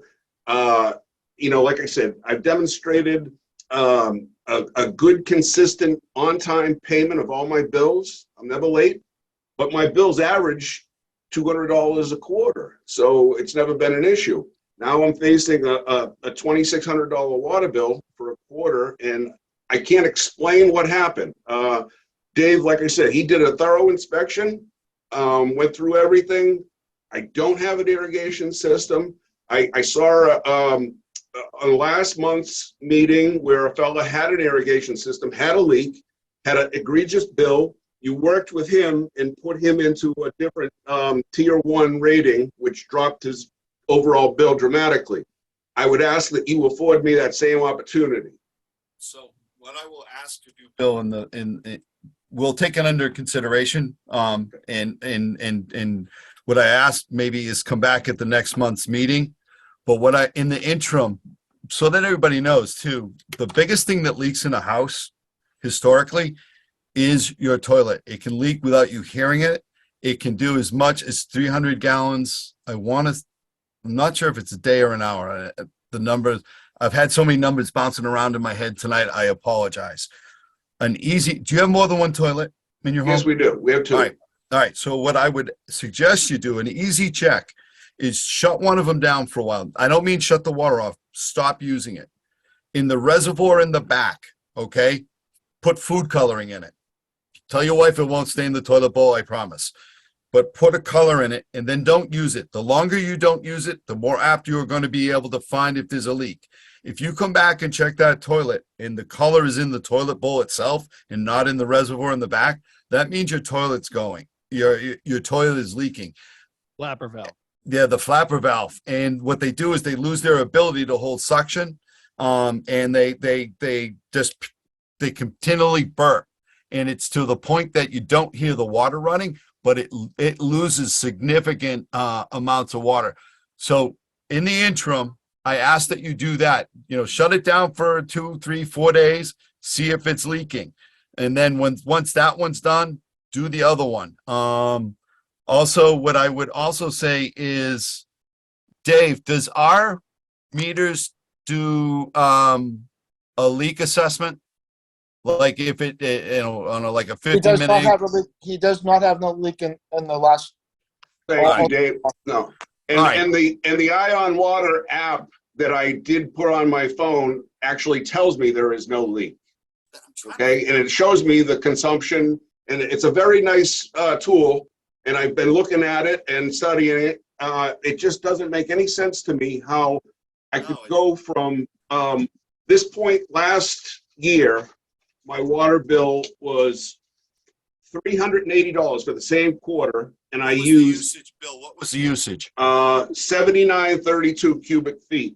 versus 21,344. So you're at 210 versus 79. So, yeah, I don't, having not seen it, I don't know. It is definitely something can you do me an additional favor? Sure. Just I know it may cost you a little bit, but is there a plumber you know or a family member that does plumbing that could potentially go through and find out if something is using water on a consistent basis? If it's using water on a consistent basis, it's not going to show up as a leak. So I would ask that one, you do the toilet thing like I asked, but maybe check to see if there's something, are you forced hot water heat? No, we're forced hot air. Okay, so that Yeah. takes that out. Todd, So I don't, yes, I have his beacon in front of me, his usage. In May, it was 21,000 and a little and change. June, 52. July, 63. August, it went back down to 52. September, it was 9,000. So that doesn't, wasn't keeps going up. okay, so it does. And now it's only 4,000 to this day. All right, so something happened in that May timeframe is what you're telling me. The biggest uses was June and July and August. June, July, and August. All right. Went back down considerably in September. Do you have a pool, Bill? Yes, I do have a pool, as a matter of fact, and we do have to top the pool off in the beginning of the season to get it running. I did the calculation on what it would take to fill the pool if it were empty, and it's somewhere in the order of 12,000 gallons. 12,000 gallons. Okay, so and I probably topped off what would amount to maybe 8 to 10 inches in the spring. So that would indicate a little bit more usage in the previous quarter, and I could understand that. But here we are with the numbers of 21,344 cubic feet. Like I said, between my wife and myself, and I go back 32 quarters to August of 2014, and the average bill was $197. Okay. So, Mr. Chairman, if I may, yes, sir. Bill, I would have you keep in correspondence with Dave. I want to put this on the agenda for next meeting, but Okay. I also do want, if unless this is specifically with the rates, I want to move on and make sure everybody has time because we are rolling into the later hours. I don't Yes. care how late we're here. I can No. stay here all night, but I want to be courtesy to everybody else. No, Bill, like I said, we will, like I said initially, along with Nate, we can put this on the next agenda. Give us some more time to figure out, give you some time to figure it out. But I think we could probably work with something. All right, sir? Okay, We need to. All right, find I out where appreciate that it. Water's going. Yeah, no kidding. all right, I appreciate it, guys. I'll be in touch with the water office and we'll figure something out. Thank you. Thank you, Bill. Thank you. Now, can you see anybody else with their hand? Bill, you can put Yeah. your hand down. Anybody else on Sorry. water rates? I think that's Following it. along with the agenda, it is 2.2. No, that's what we were on. Town residents discussing water rates was 2.2. Right, I'm just making sure we're. Yeah. everybody's- All right, so we will go to 2.3. Joan Beauchamp, 15 Hickory Drive, bill adjustment. Is Joanne there?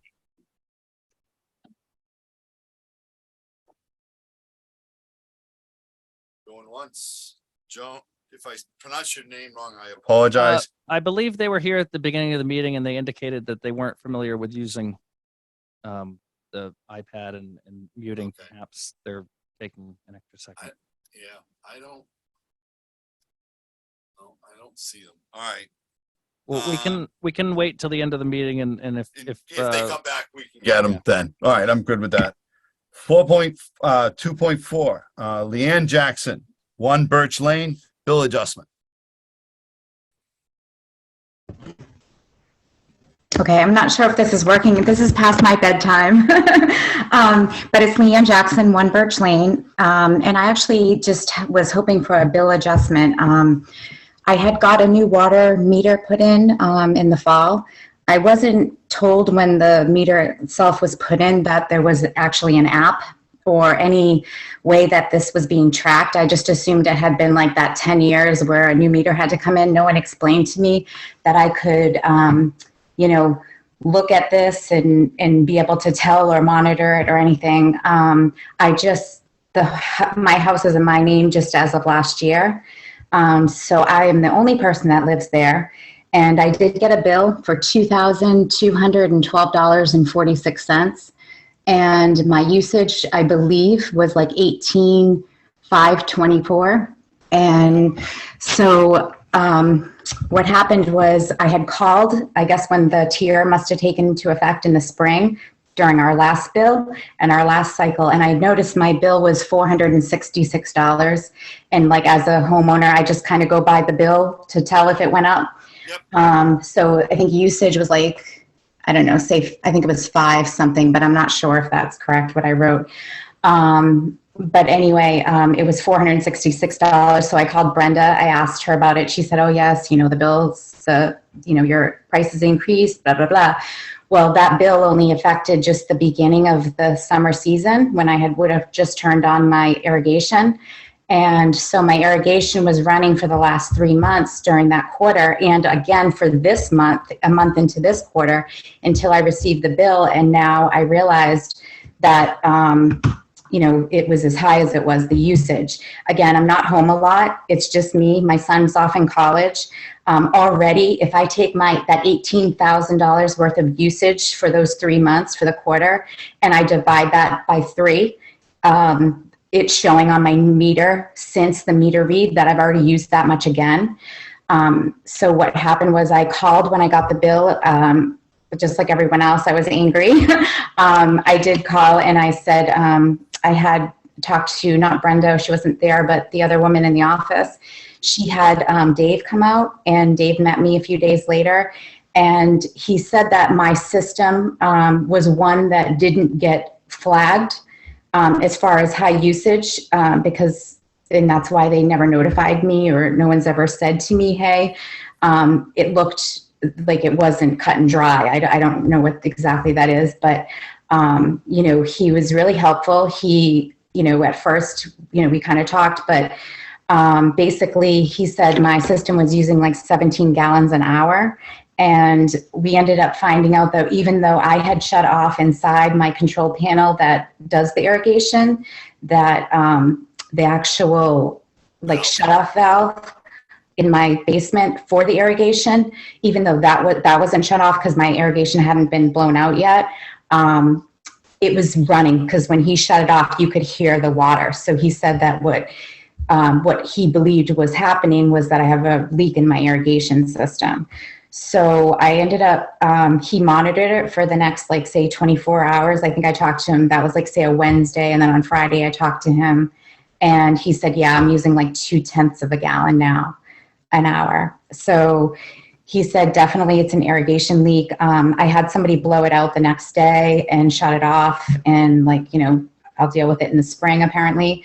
But I did have somebody look at it, say that they believed the same thing. They think that there's maybe 2 leaks in the system. And it looks like, that bill that I paid last quarter was also high because of that during those few weeks when I turned it on, and then also into this bill. So I was hoping that you guys, I understand, I will say I'm not happy with your tiered system. And I do believe with, the same as these other people, that, I do believe that whole gas analogy, that I shouldn't be charged more for usage of something, but I feel like this is unfortunate. And I think that I'm already being, this isn't something it's just me, so I was hoping that you guys could adjust my bill and maybe look into, I don't know if you can go back a bill, but definitely this quarter, again, adjust it into that different tier or do whatever it is you need to do or could do for me. Because what we did before for someone last month was they had identified a leak system that was out of their control. Mm-hmm. And we dropped their entire usage to the first tier. Okay. That's pretty much what a lot of utilities do.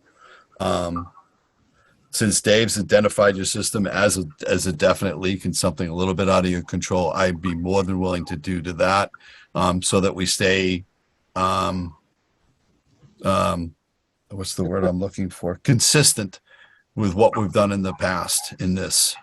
So I think that is something that I would be willing to do. Nate,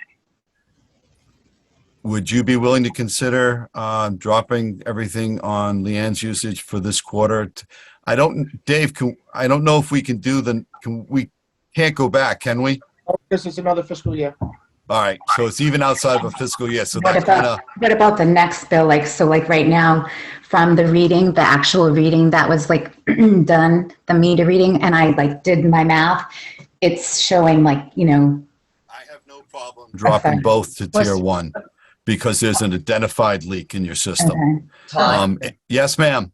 for September, Leanne used 7,502 gallons for the month. So And for October, so far, she used 1,689. Maybe I'm we'll just letting you consider know. this Leanne, maybe I'll ask this of you. We'll deal with the one bill you have now. When we get to the second bill, if you would come before us again and we can go over that. That way we're not projecting out. We can see what we're dealing with and things like that. Okay. But I'd be more than comfortable where there was an identified leak in the system, dropping it. This is kind of a one-time, the leak covers potentially more than 2 bills or more than 1 bill, excuse me. So Yeah. but going forward, this is kind of like a one and done. This is kind of like, you now know what can happen to the system. You need to be aware of it and stuff like that. But I'd be more than willing to drop it because you have an identified leak to the tier 1 for the usage for the bills that we're talking about. Nate, what's your thought process? I am in complete agreement. All right. Glad you found the leak. Unfortunate, the water went to the ground. I know. So yeah, it is. And it's the other thing too, you don't have to wait on the apps. You can wake up the meters and record your usage. So Todd, I'm sorry, my internet connection cut out when you started talking about it. And I didn't Well, get to hear that's anything. much to your benefit. Everybody's probably tired of listening to me talk. So what we're saying, I'll wait for Nate to make the motion on this bill. Come Okay. back to us next month. Let's see what we're doing Okay. with the next one. But I did hear you say like it's a one-time thing, so it's No, not. no, a one-time thing, no. okay? But I mean, going forward, like next year or something. Okay. We're helping you because Yeah. something happened.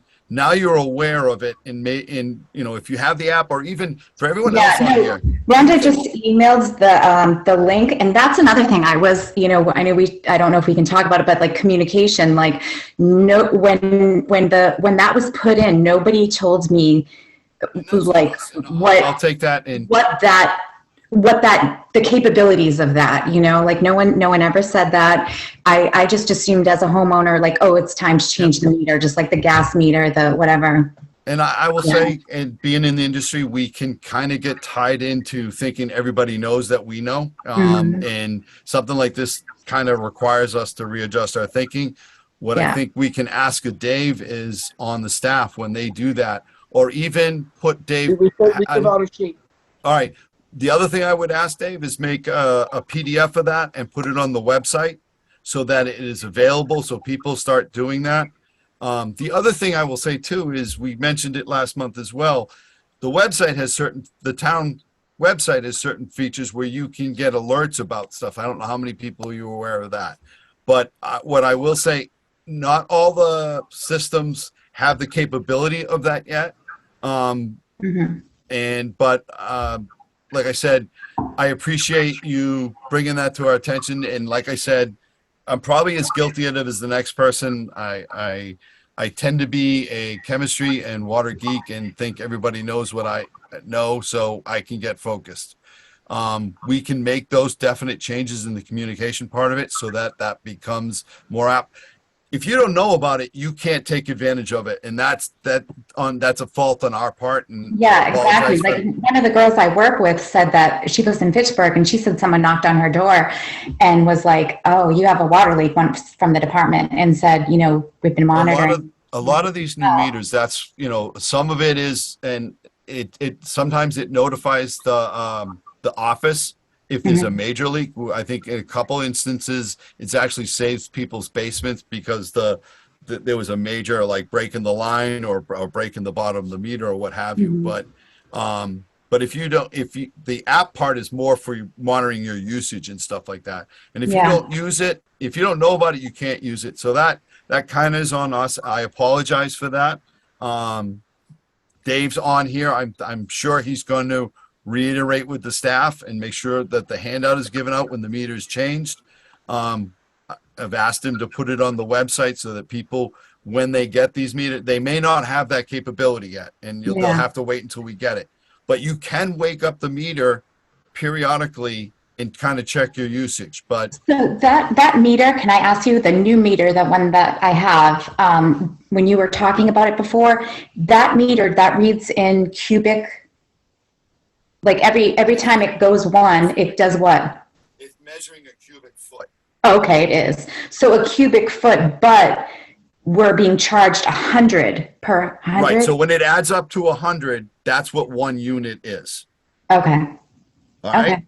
Okay. Listen, It was just different because like this has only been for 2 bills. Like my other bill was in, I don't know, maybe it was gallons or something, I think before I was. but so I am not a big fan of cubic feet meters, but it is financially what we could afford to do because the communication on the usage is so difficult, to be quite honest with you. One thing we could look at, and I don't know the cost of it, is on the bills, Dave. We could ask Vadar if they could actually, no, then it gets, never mind. I'm talking out of turn. Leanne, so we will drop everything on, Brenda's noted it. We'll drop I need a motion, You Nate. guys have to vote? Yeah, sure. Yes. Sure. Yeah, let's kick it. Oh, one more thing. I'm reading chat. Someone would like to know what the name of that app is. Dave, what's the name of the app? Say again? Eye on Water. If you have the new meter, Can, it's can we put it in chat? Can you spell it? I'll put it in chat. Thank you very much, Ryan. Like eyeball on water. Oh, perfect. Thank you, Ryan. Yep. Yeah. All right. So- If you need a copy, that, Ryan. call the department and I'll email one to you. Okay. So, Nate, can I get the motion? Mr. Chair, this is just, it's a bill adjustment for this quarter. Correct. Okay. I move that we adjust the, what's the account number? Does anybody have that? 1310. All right, I will do that and your name and address, just so we have continuity in case you told me the wrong number. I know it's right in front of you. We'll help somebody else out. Yeah. All right. That we adjust bill for account number 1310 1 Birch Lane to tier 1 for this quarter. Seconded. Motion's been made and seconded. Roll call vote. Todd Melanson, aye. Nathan Madela, aye. All right. Motion's been made and passed. Leanne, Brenda's got it noted. When the Okay. next bill comes out, come before us again, okay? Okay, great. And do I just how do I know what it is now? Do I So just, they'll send you a new bill. okay. And I'll get in touch with you tomorrow and I'll send you a new bill, okay? Okay, sounds good. Thank you very much. I appreciate it. Thank you, Leon. Okay. All right. Mr. Chairman, if I may, I just Yes, want to touch sir. on a couple of things. The whole communication about this stuff, I would love to have something for awareness as far as water usage, possible leaks, this app, the new meters, the tiered system, and I want to make it something that we can share on those hot town Facebook pages. Now, the town has put out a social media policy which makes it so like Dave or any employee of the water department can't share this on like towns and what's going on or discussing towns or anything like that. But I can share it there. So, excuse me. If I'm able to, if this gets to me and I have something I can share on a Facebook page, a popular Facebook page, I would love to. So I mean, if we got a furthermore, I'd like to PDF, see if that they put it- policy change a little bit, but that's just the way it is. So I think if we do that, if we put a PDF together, I think that would be, what I would say is we put a PDF together, we put it on the website. We can ask the town to put it on, not just on the department one, but on the front page for a bit. And then I'm sure people will grab it, but I think if I agree with it. I think that would be a quicker way. Wait a minute.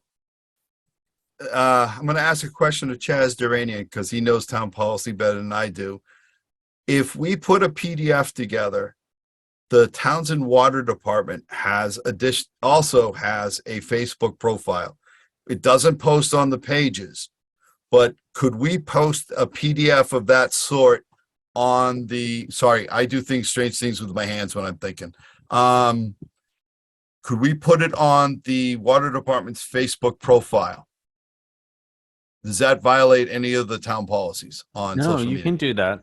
All right, so why don't we do this? And Nate, I appreciate the thought, the idea of that. It's actually a really good one. So why don't we start there? We put it on the town website, the town water department portion of the website, and especially when they correct that other portion, and the Townsend water department profile. And then whoever wants to take it doesn't just have to be you. It can get taken out there and shared, so it becomes, I think that's a really good oh shit. Oh, excuse me. It's late and my brain has stopped working. I think it's a really good way to get the information out there very quickly. I really liked your idea, Nate. And I would ask that Dave and the ladies, the staff, the admin staff in the office, maybe get together and put that together as soon as possible so we can get it out there. I really like that idea, Nate. I really and truly do. All right. Let me answer. What I would say, I'm going to Rod Latham, he said, I understand the need for the tiered system because of state funding. Is there potential for the tiering to be adjusted to be more fairly equitable? What I would say is that we have committed to reviewing the rate structure on a more regular basis so we don't go 10 years. You find a lot of communities get comfortable, or water utilities get comfortable with a rate and they let it go too far before raising it. What I would say is we would do another rate study.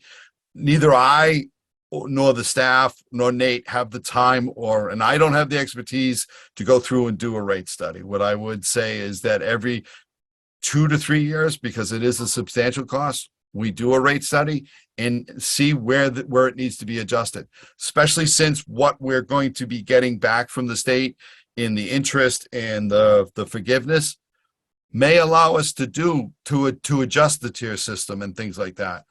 And that's what these rate studies are intended to do. So I would say, it all depends on your definition of equitable, but I do think that the rates, once we know where we stand with SRF and things going forward, yeah, I think it can be reassessed. And that's something we probably should have mentioned at the beginning of this. And I appreciate the question. I see one hand raised. Kevin Keefe. Yes, sir. Thank you for taking me for a second. If you don't know, I work for the Townsend Water Department. For those, I'm Kevin Keefe, 16 Maplewood Drive. I just had there's been a gazillion times that I have wanted to post communication-wise with the public, and I've done, with the dirty water, I talked to Dave and them, and we kind of put something on, but I was so nervous because the town made me sign something that basically I could be terminated if I put anything on social media. So, and then I just heard Chaz say, but it's just, for me to want to do it, it would be strictly to benefit and help people understand things. But Kevin, it's specific about the town policy, and it's not just our town policy. It's a lot of other town policies in regards to social media. You yourself, as an employee of the town and the water department, necessarily can't, because you may or may not go against the wishes of people of what the regulations say, what town policy is, or whatever. And you're speaking, but what I would say is, if you feel like that, if something needs to be communicated, I would say reach out to Dave and put something on the water department profile. Okay? Well, that's what I was saying. But even if I put it on the profile, which I did the once, Yeah. and set the foreman Kevin, but even still, I'm an employee. I'm Kevin the foreman, and they made me sign something that I can be terminated by doing that. Mr. Chairman. All the employees did. So I don't, it's a town policy. It's a social media policy. To be honest with you, I checked into it. The AG office recommends this because you end up creating liability for the community that you work for. So, so what I would say is, one thing when you communicate on that, try not to make it personal. I would say instead of saying Kevin Keith or the superintendent or whatever, leave it as the water department. But use the vehicle that you have, which is the water department profile page, that, and so long as it is approved by the superintendent, and if it needs to, by the board at some point. But I'm okay with you guys getting together and the discolored water. Nate and I, we're volunteers. You guys do it. If it's an emergency and it needs to get done, the vehicle you have to communicate with the public legally is that Townsend Water Department Facebook page. And it's Well, a town. and I did talk to the union, but that is social media, which is even. But though it's a recognized vehicle, and it's Well, not. It has to. I would say you're not allowed to post just anything on the Townsend Water Department profile page. You have an accessible vehicle that's accepted by the town rules, and I think that is the proper way to do it. You personally going out, there are legal things that you can make the town and the water department liable for if you start posting that way on your profile page. Well, no, you're not. You're taking me. I am strictly talking about the Townsend Facebook water page, And not but mine that- personally. Okay, I then was that told one. that if I post on the Townsend Water Department page as the foreman All right. information, that I'm putting it on social media. That's what the But union that's had it. said. But the Townsend Water Department is an accepted vehicle. I think what Okay. they're talking about is if you post Kevin Keith. I will say this: if you post a picture of hanging Todd Melanson on the Townsend Facebook page, you might get fired for that. So it has to be an approved Facebook a message. That will hold you. Could Mr. Chaz Chairman. say Yes. anything about Wait a that? minute. Hold on, Kevin. Yes, Nate. Kevin, it sounded like when you started off on this, you said I signed something. I would get a copy of that memorandum because I believe it was a memorandum. I didn't sign it. It was offered to me to sign. I said, no, I'm not going to sign this. I'm elected by the people. I'm not going to take memorandums from other boards and sign them unless it's so. But anyway, fully understand the verbiage of that memorandum. And I'm sure the selectmen would be happy to, or maybe even the TA would be happy to explain any verbiage that you don't understand. That is going to guide you. And as long as you understand the verbiage and you're within the confines of that, you Well, the shouldn't have verbiage fear is for your very job. clear I don't cut. want It says- anybody to fear for their job while doing Well, their the duties. verbiage is very clear. It says if you post, you cannot post on social media. And when I talked to the I union don't think about it it, they says said that. they said that Facebook is social media. So any page on Facebook is considered social media. So that's where I'm just nervous about it. I wish if I Chad's think- still on. Yes, he is. Chaz, it's the accepted ones. Like, I don't think you can just, unless it's an emergency and it's discoloration, but if it's general information, what I would say in my interpretation of it, and maybe I'm wrong, is that so long as you get, first of all, always have it reviewed. I'm really good with science. I can't type to save my life.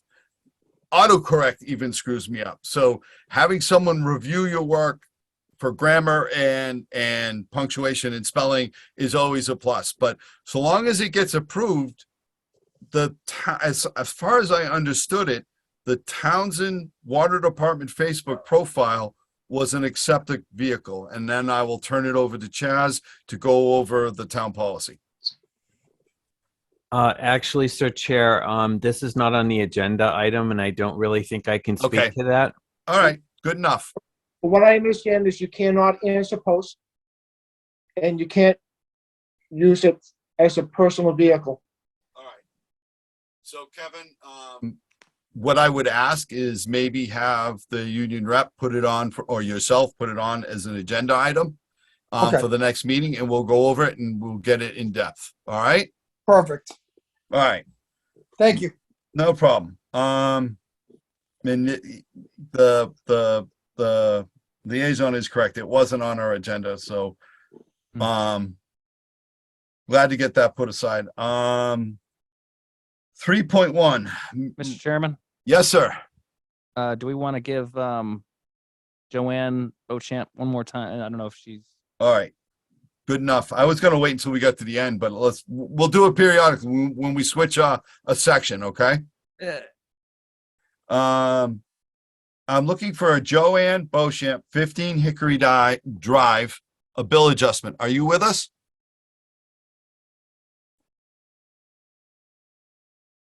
I don't see her. It's late. All right. Nate, when we get to superintendent's reports, we'll check her again. All right. For her again. 3.1, review dig safe procedures. Dave, where are you on that? So right now, I gave you the procedures for everything.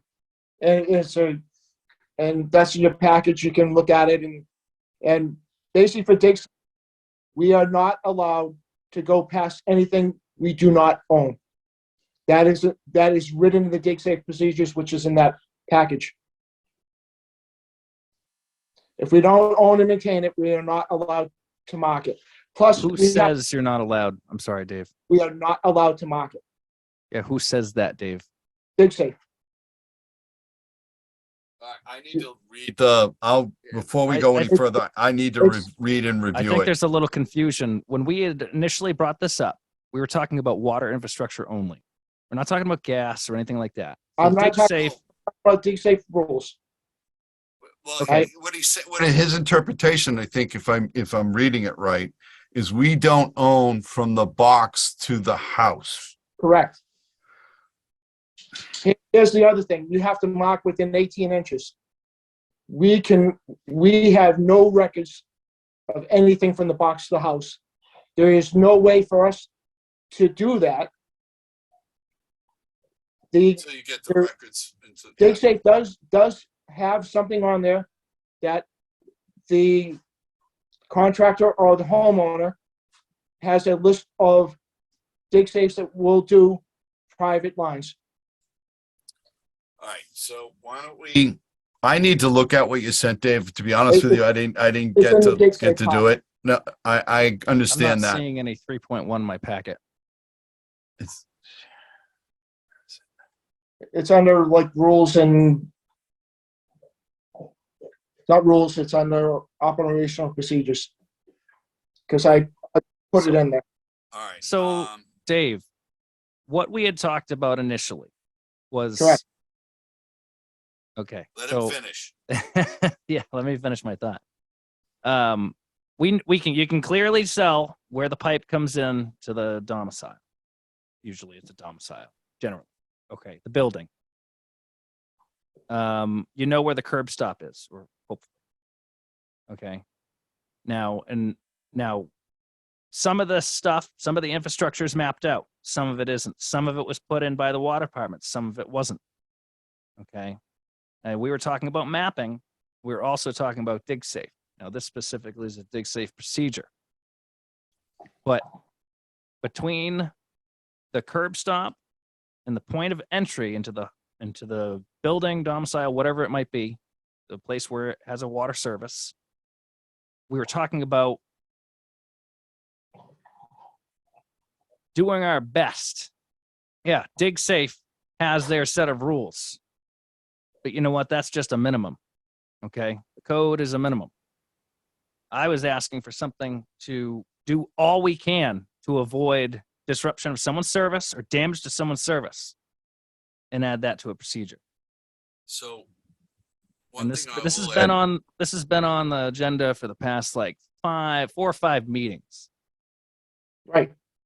So what I would say is on that, the reason why they say 18 inches, because you take in a certain amount of liability on it. But the thing is I found too many that kind of take a weird turn. They were trying to avoid a rock or God knows what. What I would say is maybe we need to come up with, and I don't know, and it would have to get reviewed by town council, but my thought process now is where we don't have the complete set of records, we don't have the equipment to do the underground radar like we had talked about. I was. What would you? No, were you? We Because you had- said no. You actually did, because you said, "Can we get you one?" Because Right, yeah, and then we talked about maybe seeing if other towns want to go in and maybe like an Right. intermunicipal. Right. where Actually, the- I talked to a couple of them and they weren't really interested. no good. But you know what we can do too, Nate, and another thought process on it is there's a lot of money in coming from MEMA right now, the Emergency Response Agency. I could definitely see us working. Mr. Duranian, the liaison, does the town have a grant writer? Not at the moment, no. Let me see what I can find on the MEMA grants. If we can get one that would pay for it or pay for a significant portion, there might be something. I don't know if we'd fit it into this budget, Nate, but definitely the next. But my thought process is where we can't get to the surety on the 18 inches, which is the legal liability portion of this. If we came up with a waiver, and I would need town council's input on it, on whether it was a legal document. But if we gave them saying, this is our best effort to identify where the line is. We just want you to know we're not 100% sure. We're not sure to the regulation, but this is, based on common sense, line of sight or whatever. If we put together a waiver that the homeowner would sign, we then could potentially go and do what you're saying. Take the service box, do a direct line to where it enters the building, and go with it that way. Dave, let me ask, do we require now the service lines to be sleeved and with an electric tracing line on it? Yes. All right. So we're talking about the ones that don't have this. So I think that might get us to where you want to be, Nate. But I would want it reviewed by council so that we're not creating a bigger issue. I don't know if this is completely factual, but I want to say that there's the Dig Safe verbiage or whatever. They don't really guarantee much of anything. It's kind of just a big formality, it seems. And I'd like to look at the actual wording of the Dig Safe. Like, hey, we come out and we put paint on the ground, but like, oh, between this area and this area, if you hit something, it's not our fault. I think it's not quite what it seems, but I'm not sure about that. No, and I'm looking through the meeting packet. I'm not seeing any policy here. I lost Dave. the meeting packet, so May I add something on that for Sure. you, Nate and Todd? My suggestion might be to go to get signed up for the town council next session and bring that to his attention. If he doesn't have the information right there, he'll be able to point you in the right direction. all right. How does one know the age of the meter? I would call the office. Yeah, They'll the have office should stuff on have. record, Rod. Yeah, Nate's right about that. I don't mean to go out of order here, but No, you're good. That was a good catch, Nate. No, he's correct. If you call the office, they have the date it was installed. That's not correct. No, All right, it so should be. in 2013, the town got a letter Oh. No, he, saying the following things. You must change your industrial meters. You must change your house meters. You must do a dig safe. You must fix, because they were, for the last 10 years, they were at 33% or higher unaccounted for water. So what they did, and they changed all the dates of the meters by changing the reader. And not change that's the meter. right. Well, not all of them, but a decent percent. He's right. So what they're worried about, so what they did, because of the monetary constrictions, from what I understand, they only changed the electronic top of the meter. So the ones that happened to, the brass base of the meter is still old. Dave, is there any way to quantify which ones of those are, or? There's about 1,600. There was about 1,600. Right now, we're approaching 600 meters have been changed to the new meter that we definitely have dates on. All right, so we're getting there. So to answer the question is, I would say for some of them, we know, if the head was changed but not the base, then it may be a, I don't even know what the right word is, a misassumption of the age. So I just, I'm really losing my train of thought. All right, so why don't we get back on the agenda? That's something we can try and talk about later at a different meeting. Yes. 3.2, Hold on, discuss. Mr. Yes. Melanson, Yes, sir. I've still yet to see something that's written up for this policy. All right. What was Dave, the you answer said- for this? It's all written up and dig safe. Can I see it, please? though. I sent out. Can you email it to? When Nate. did you send it out? I gave it to the office about a week ago to send it out to you. Okay, Um, a week ago? It wasn't just dig safe. It was for all operational procedures. It's a work in progress. all right, hold on. So it's not finished? But we No, have it never something. will be. It's a living document. So What changes did you make? There are no changes because it's never been written.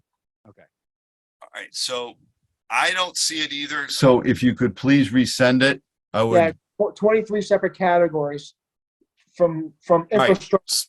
All right, everything. I understand that. What we're asking for is either to email it now or to email it tomorrow so Todd, that it we was have in it. the meeting packet. It was in both your meeting packets. It was? Yeah. I didn't see it. Yeah, it's in the meeting packet and it's listed as Townsend Water Department Operational Procedures and Guidelines, January 2023.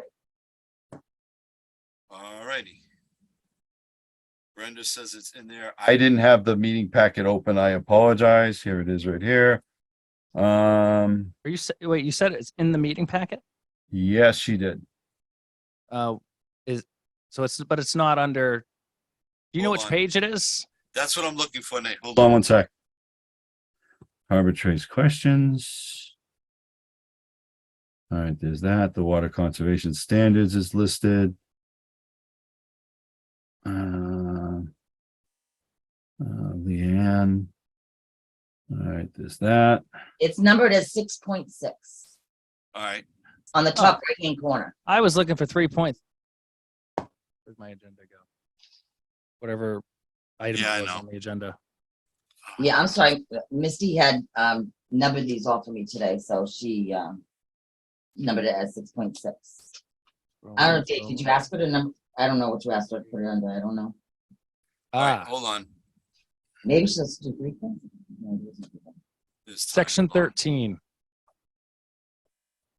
Section- Is this it? Townsend operational procedures, it says 6.6 on it. It is page 51. Yeah, so I'd like you guys to go through it and read it, and then next meeting, see what your thoughts are. Is it really that long? Can I just read it right now? It It's that long. Oh, okay. Yeah, not- it goes from 51 to page, I does it can't, go all the way to the end to 84?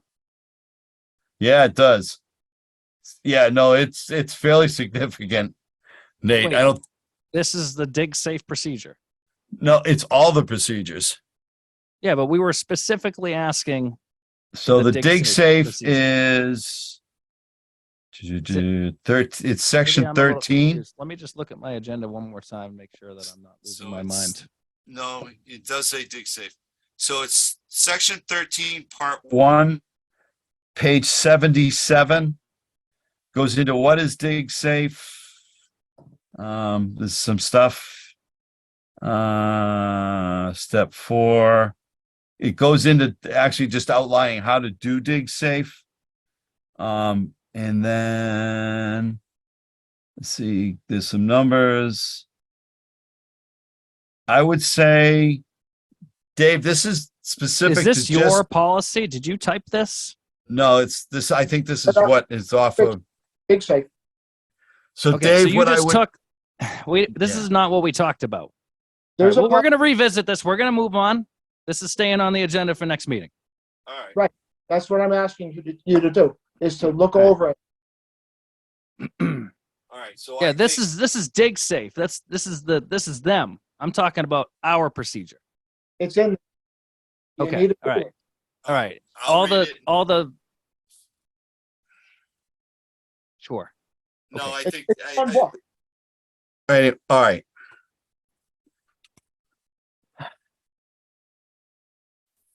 So Nate, I would like to take, in addition to this, staying on the agenda, I would like to take, Chaz's suggestion and meet with town council on this and see what we can piece together that protects us in the liability range, and see, and if the idea of a waiver works, and then we can fit it into this or revamp what is there. Are you amenable to that? Yeah. I mean, something is better than nothing. I think at this point, there might be a little bit of confusion as to what I'm looking for here. So we might need to have that discussion again. Yeah, so why don't, Mr. Duranian, can you ask? Before we talk to town council, I'd like to have another, let's not do it now. Let's keep Alright. going on we still Okay. have Yep. the liaison and superintendent's updates. So Alright. let's do that. Let's see. 3.2, discuss interest adjustment for accounts 60370. Was this an overpayment or just the bills passed in the night? Yes, so just the ones, I'm sorry, 3.2, the interest adjustments are just exactly everything we do every month. They All right. paid on 7/8. They didn't get them till after 8. We got all the information. It's in your packet, all the No, dealing information. so it's the same one we do pretty much every month. Exactly. For those two, 3.2 and 3.3 is the exact same thing. Just as you well know, we interest daily. So whatever the amount of the interest is at the time, we'll do it What today, page is that tomorrow. on? What page is that on? Do you Uh, know? What page is what on? Where, It's 23 on the packet. thank you. This is Penn Fox Run. I don't think so. 0370. No. Yeah, that's what it's showing here. All right. 3.2. Is that the interest adjustment? Just the interest. Yeah, Okay. actually, when I brought this up, when I called, it was actually more of just a general thing. I had not paid attention to the new bills that Okay. have come. I always just get my bill and I always pay it. But it looks like on the bills, you guys say that Yeah. you start charging bills after 30 days, but you actually start charging interest 1 day after the bill date. Yeah. So It's where there, so what we normally do is if it comes in like that, we adjust it. So I'll make the motion that we adjust account number. They're both the same? Yes, just the interest, both of them. All right. I make a motion that we adjust the interest for account number 60370 and 4640 to the amount shown on, do I need to mention the account, the No, actual amount? because it changes daily and it's a daily. All right, so You don't need I, the dollar amount? no, because she said it's going to change, so they've already added on It'll be more for tomorrow. today. Yeah, so I make a motion that we make, oh crap, I'm on the wrong page again. I make a motion that we adjust the interest for account number 60370 and 4640 to zero, I guess. I don't know how else to. Oh my God, I'm so tired. But isn't this a general problem with the new billing system then? Because I actually went back and I looked at, I always pay my bills on time. I mail them, and you guys are now doing that PO box in Reading on that. Adjust the billing system so it only starts accruing We're at trying 30. to, right now, we're trying to work with Vadar to see if we can put in some kind of Yeah, grace period. because that's actually what it's stated on the bill. It says after 30 days you're going to start accruing interest, but you guys have likely been charging people interest day one. Mhm. So I would say that needs to get taken care of sooner than later. Vadar that should be an easy change for Vadar. It's just got to be changing the algorithm on the interest, and that. So We've I already would. spoken. I think. All right, so they're already aware of it. I believe so. I believe Misty sent out an email the other day. All right. So I will. Oh, Nate.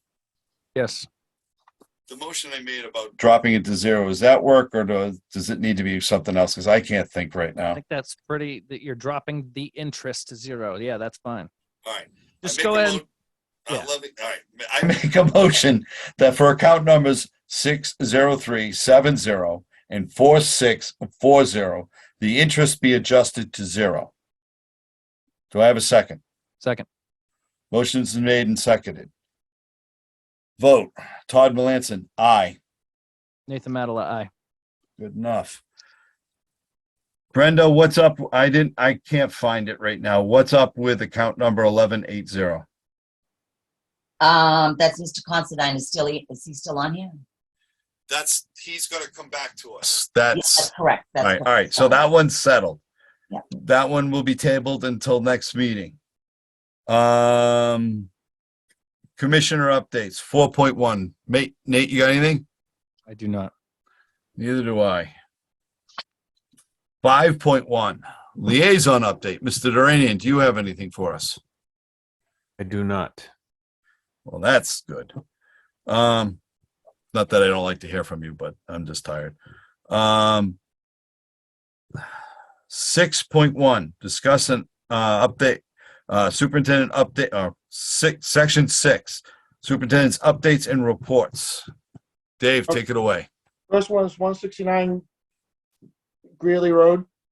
Yep. You know, as you know, we listed it as an emergency.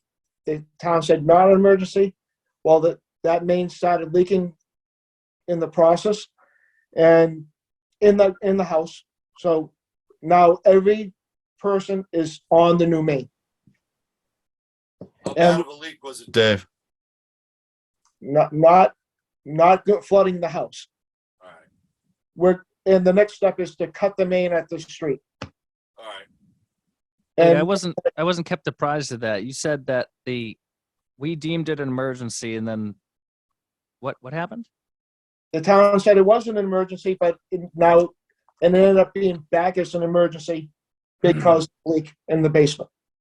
But everything's taken care of, and the only process that's left is to cut the main. The way it was, because the main runs through somebody's basement and feeds 4 other houses. And coming to see the records, that main was from the late 1800s. It went right straight through. Went into the foundation, through the basement, out the back, and then it haphazardly fed all the houses on Greeley Road.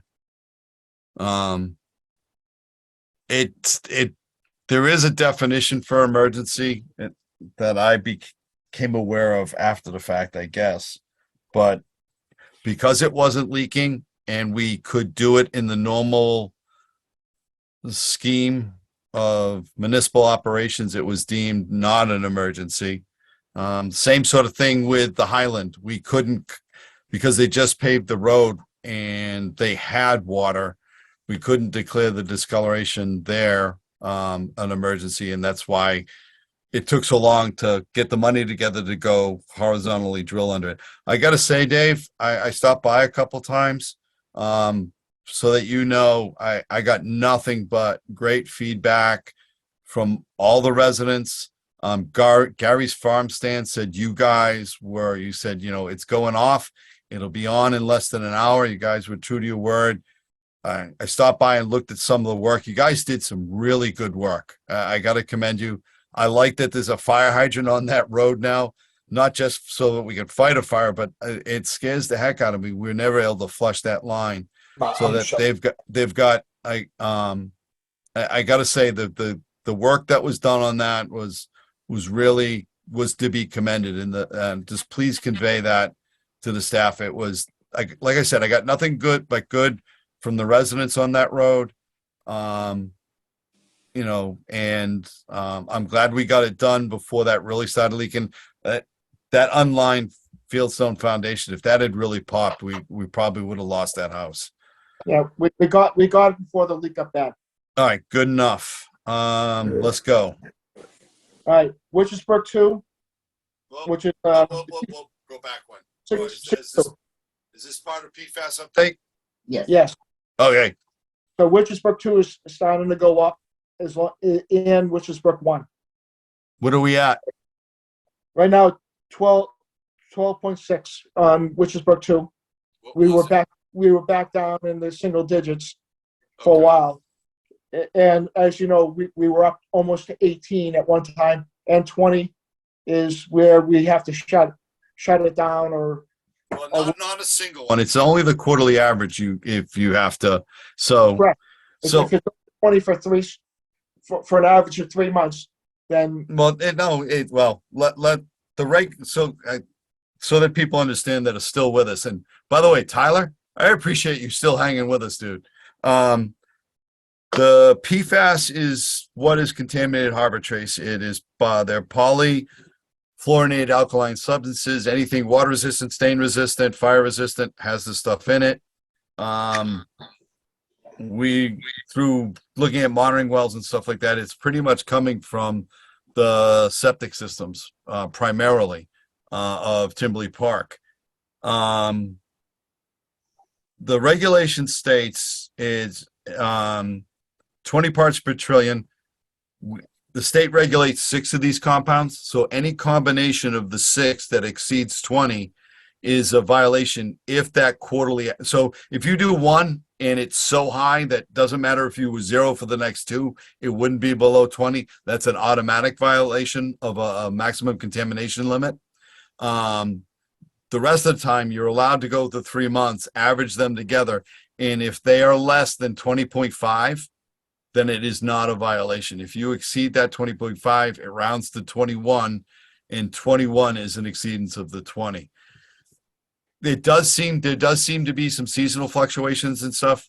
A lot of this, we're learning about it. This stuff, once it hits water, it is so mobile, it's not even funny. And to be honest with you, almost everybody's having to deal with this. But that's why we're kind of where we are with the treatment plant and stuff like that. I appreciate being updated on that, Dave. What I'd be interested to see, Dave, do you know if anyone, I don't know if anyone in town has a weather station, but what we're starting to see is heavy precipitation corresponds to increased numbers. So I don't know. I have an answer for that one. Good enough. And I also tied it to stream flow. The higher the stream flow, the more PFAS. The wetter it is, the more precipitation, the more PFAS. Well, they kind of go together, because if you got more rain, it's gonna it's gonna saturate, but you're gonna get more stormwater. Yeah. All right. Next one, Harbor Trace Treatment Plant, Dave. So we submitted to SRF for the loan. MEPA certification will be given to us on the 27th of October, Okay. which is the Massachusetts EPA. And we also filed with the Conscom. And we are going to have to worry about the blanding turtles. Okay. We can get Because- that. You can get around that. That's not to Right, get around so- it, but you can make accommodations for the turtles. Right, so the only thing we need Conservation Commission on is on the water lines that come within 200 feet of the riverfront, not on the site itself. Think you might want to check with DCR on that. I think our water lines are exempt. So Right. Right, but you still have to file for Conscom because they need to tell you what barriers you need to put up. all right. Good enough. So it's just an order of conditions. We still can put it in, but they can say, put this barrier up. Hey, Yeah, Bill. no, all right. You're right in that effect. Okay, Dave. All right. Right. I thought you were telling me they were telling us we couldn't, and No, then not at all. then I would disagree with them. Right. All right. Anything We else wanna- on the plan? We want to set a meeting for the residents and anyone who's along the water line, just to inform them. Well, you know what? I don't want to limit it to those. This is something for the entire community. So I would, Or do you want me to make a letter and send it out on the bills in December?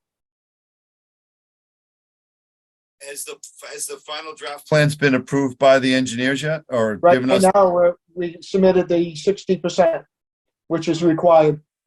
And we have to have the final draft for January 1st. All right, so I'd say the first step is let us look at the 60%. And see what we've got. That'll determine what the building is gonna look like, how build and stuff like that. I'd like to wait until we get 100% in January and then have the meeting. So we're not saying this in November or December, and then it changes in January. I think if we set a meeting for late January, early February, I think it's something we could put together I truly think it should be something the whole community sees. Whether it via Zoom, the local TV or what have you, Right. but give them the opportunity to see what we're talking about, and the opportunity to ask questions at that point. Correct. Nate, So- what's your feeling? Yeah, open it up to the whole town because really, if anybody, even though if you're not a water taker, we're all in this town together, and it's not to say that you couldn't become a customer. No, It will affect people who are not water takers currently because it is going up South Road Road and Emery Road, and there will be hydrants there, which and everyone is going to be left a stub, whether or not they hook into it or not. I One like that.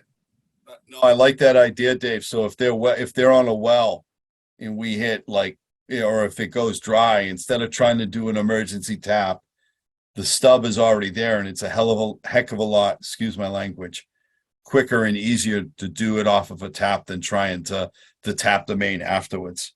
And it's cheaper. Yeah, no, I that's a good idea.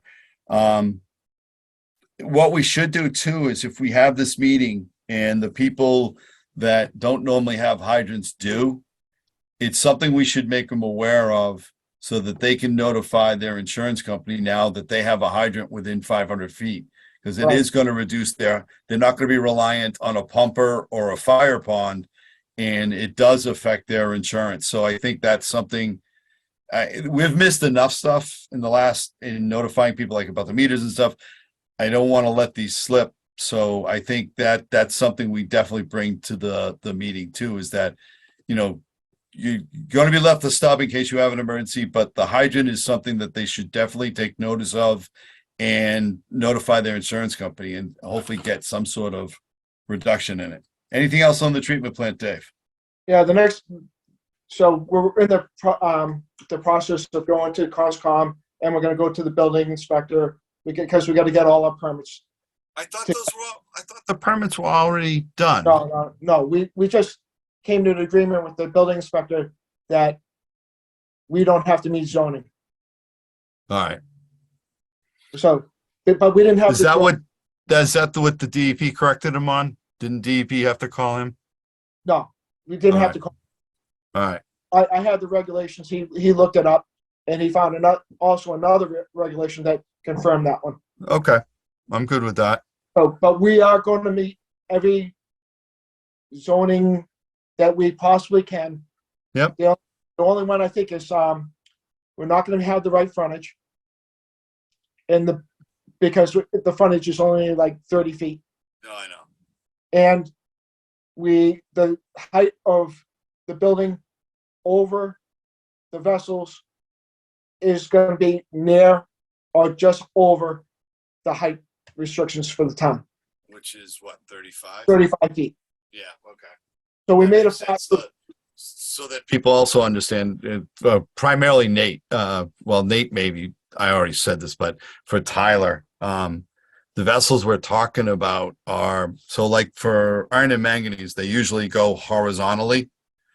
But because you need the amount of contact time for the water to go through the filter and for the contaminant to be absorbed, you need contact time. So they put them vertically. And for the granular activated carbon, they're roughly 28 feet tall. So you need a little bit of space to be able to go over it, allow you ability to get in ports and stuff like that. So that's pretty much why the height gets set. And we're kind of going with the GAC filters because you can use that filter for GAC or resin. The resin doesn't need as much contact time, so it doesn't necessarily have to be as tall, but you can't use a resin vessel for GAC. So if, like, say at a later time you wanted to switch to GAC and resin, you'd almost have to go out and buy a whole new set of vessels. So, and I'm only telling you this because you've actually stayed with us for the entire meeting, so I feel like I owe you explanations. And again, I assume everybody knows what I know, so I'm trying to be better about that. Doing a fine job. so it is. Yeah, we're really unfortunate to have Todd on the board. He has such a knowledge of water and background, more than any commissioner I've ever seen or been. Oh, but Mark, I stayed with you because anytime I've reached out, I've always gotten good responses. Dave's always he's answered my phone calls regardless, and both of you. I don't think you guys have malintentions. Maybe we have disagreement, but I know what you're doing and where you're generally coming from. So I'm just trying to educate myself and pay attention to the process. Really. No, and I actually that's. I guess that's the best. That's only what we can hope for is that you get that, first of all, that we act appropriately. By the way, I'm Scottish, so my head gets red when I get frustrated.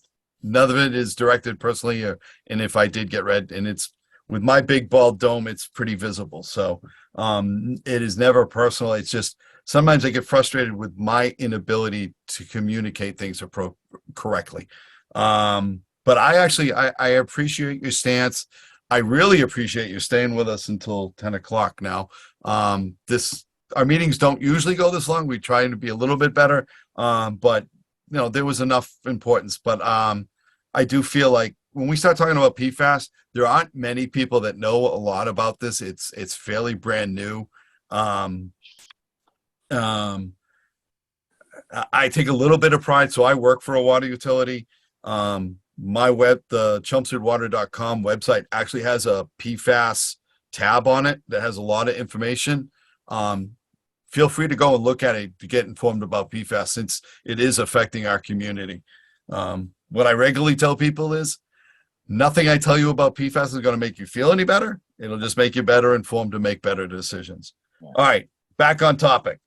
I veer off way too much. So we're done with arbitration. We're just going to finish it real quick. All right, 12. Just go for the residents. Yep. It's 3 wells that are going to be put through that treatment plant. The Harbor Trace well, Witches Brook 1 on Ash Street, and Witches Brook 2. And they all are showing signs of some contamination. And the plant will do 1.7 million gallons per day by itself. Okay. And so that's it for the habitation. Well, so 6.4 Yep. deluxe. They're gonna tap their main on South Street Monday or Tuesday, and they're gonna begin that project then. All right. That's a long time coming, Dave. What?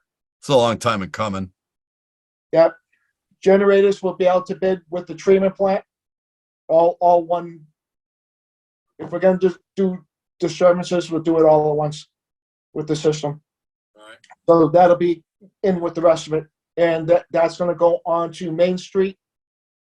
Because Main Street right now, if you lose power, you lose the water. And the same thing with Cross Street. I want to make one note on that and thank you to the town. If I'm right in remembering, Main Street and Cross Street generators are being funded through ARPA, correct? Correct. Yes.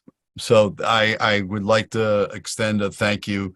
It wasn't something on the original ARPA list. It was something we came back with later. And I do appreciate the town allocating those funds to the water department from ARPA. All right, Dave. And 6.6 is the operational procedures. I'm gonna ask you, both of you, to review it. It's a work in progress. There's a lot of information that's been collected over the last year and a half to do that, because you asked me several times to develop this piece, in this piece, in this piece, and it's a huge project. There is no operational procedures currently for anything. All right, so I would also say that, you know, these sort of things are living documents. They are, you know, Correct. regulations change and stuff like that. Because I seem to see, there seems to be a disconnect between that, specifically on the dig safe. That's I think, I know, let me finish, please. What I would say, Nate, is why don't you and I put what we think it should look like? I like having the dig safe specific verbiage there, but maybe there's a disconnect in the communication of it. Maybe we put together, like, if you can put together what you think the procedure was, and maybe I can put together the wording on the waiver portion, and then we come to some sort of middle ground and figure out what we can and take that to town council to approve. What's your thought on that? Oh, yeah. Anything we can do to. So, all right, so are you willing to take that up, right? What you think that it should look like, and then I'll work on the waiver part, and then we can try and meet. I like keeping the actual dig safe documentation there, because not a lot of people know it. Well, And this is our policies and procedures, though. This No, is I know, just- but this is you- regurgitated from DigSite's website. no, I know, but I'm saying keep that because I actually like that. Well, and I need to read it. I haven't, to be honest with you, I didn't get through to go through it. So I'm going to go through it. If there's something you think that needs to be changed or modified, do so. We can come together, make sure it meets the liability. So we're not creating a liability for ourselves in the town. I can come up with a waiver. There's enough templates of those. Next meeting, we kind of put it together, see what's there, see what needs to be changed, and then we take it to the town council. Then we get this off our table. All right? And the category before is services. So they go together. Oh yeah. All right. So I didn't get a chance to read them. I'll be quite honest. I'll go through it and look at it and find out something. I do understand. I've gotten a bigger education on liabilities and stuff like that, and unintentionally creating them. So I think let's put together what we think's a good starting point. Take that to town council. When's the next meeting for town council, Chaz? I think it's the 26th or the 27th. They're on I Tuesdays. don't think we're going to be ready for this month, but we could do it the following month. I mean, my thought is that, yeah, you can sign up for the following month, but if you guys have some procedure or policy that you're thinking, this is what is something that you want reviewed even previously, I can send it to him directly and he can give us, Okay. his thoughts on it before you even go to the meeting. Okay. Yeah, could you, at least I could go, I'd like Nate and I to go to it. The more we have a meeting in direction, maybe we don't waste our time. So I don't mind signing up for it. You, Nate? I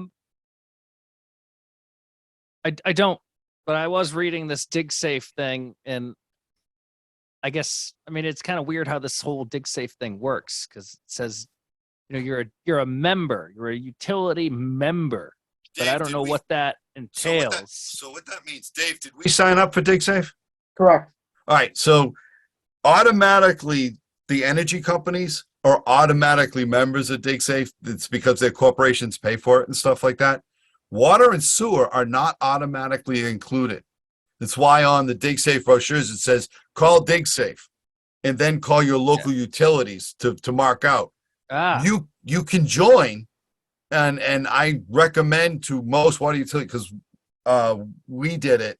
And what happens is when someone puts a DigSafe in, instead of them having to call you, you get an automatic email on DigSafes.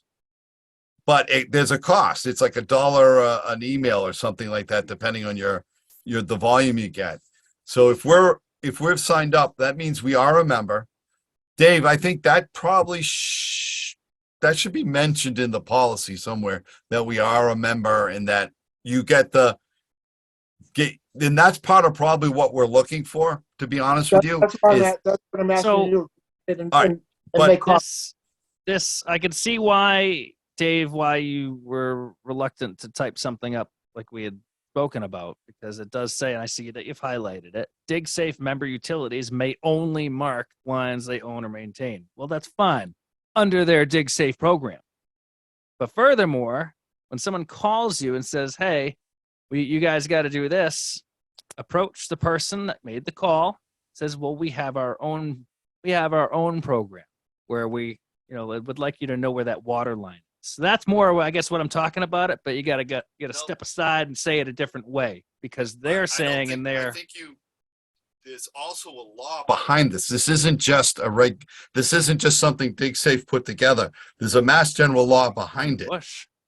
Well, yeah, I mean. So you can't. If an electrician goes and pounds a ground rod through your water pipe and it wasn't marked out, but it could have been, now is that a good thing or a bad thing? Well, there's an answer, but also you have to look at the liability. So say you mark it out, but you don't know where it is. Right. So that's where you get the waiver. Then that's what I think that's the part we need to work on. But So it says in DigSafe that the contractor must call a utility, not a utility. It's a company that does those. So what he's saying is there are companies that will mark out unknown lines Correct. but they would have to hire them. I don't like the idea of somebody having to hire someone. I think we can use, if the waiver passes muster with town council, and they look into, like I said, I don't want to unintentionally create a different liability. But I also want to service our customers as best we can. So long as we're doing it within the law. I think the waiver is the best possibility.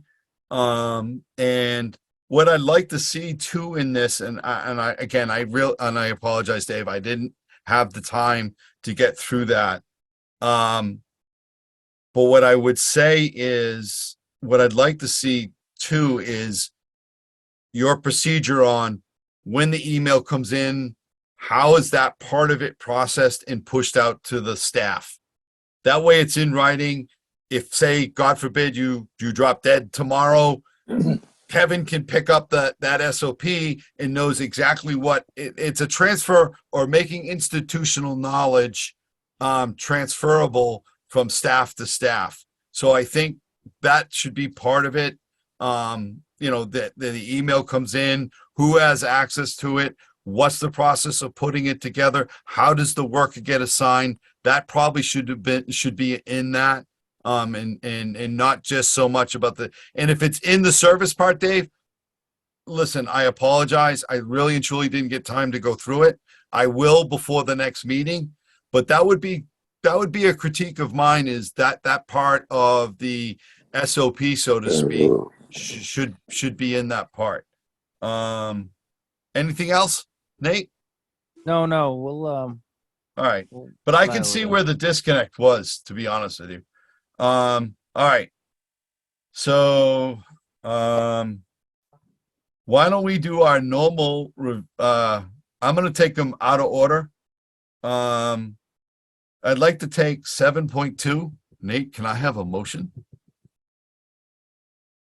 And if Yes. you want to combine, 0.2 and 0.3, that would be appreciated. Yes, of course. How about 7.1 as well? Unless you wanted to, we're not going to end the meeting. No. All right, so I move that we review and sign September end of month reports and sign bills, payable warrants out of session, as well as schedule next Board of Water Commissioners meeting. Second. Motion's been made and seconded. Todd Melanson, aye. Nathan Madela, aye. So we're going to schedule later, or do you want to schedule now? Oh, well. That's why I left that one off. Oh, well, either way, we're not kicking people out. Posted. When's our it's the second Monday of the month? Is that? Correct. The second Monday would be the 14th of November. Nate?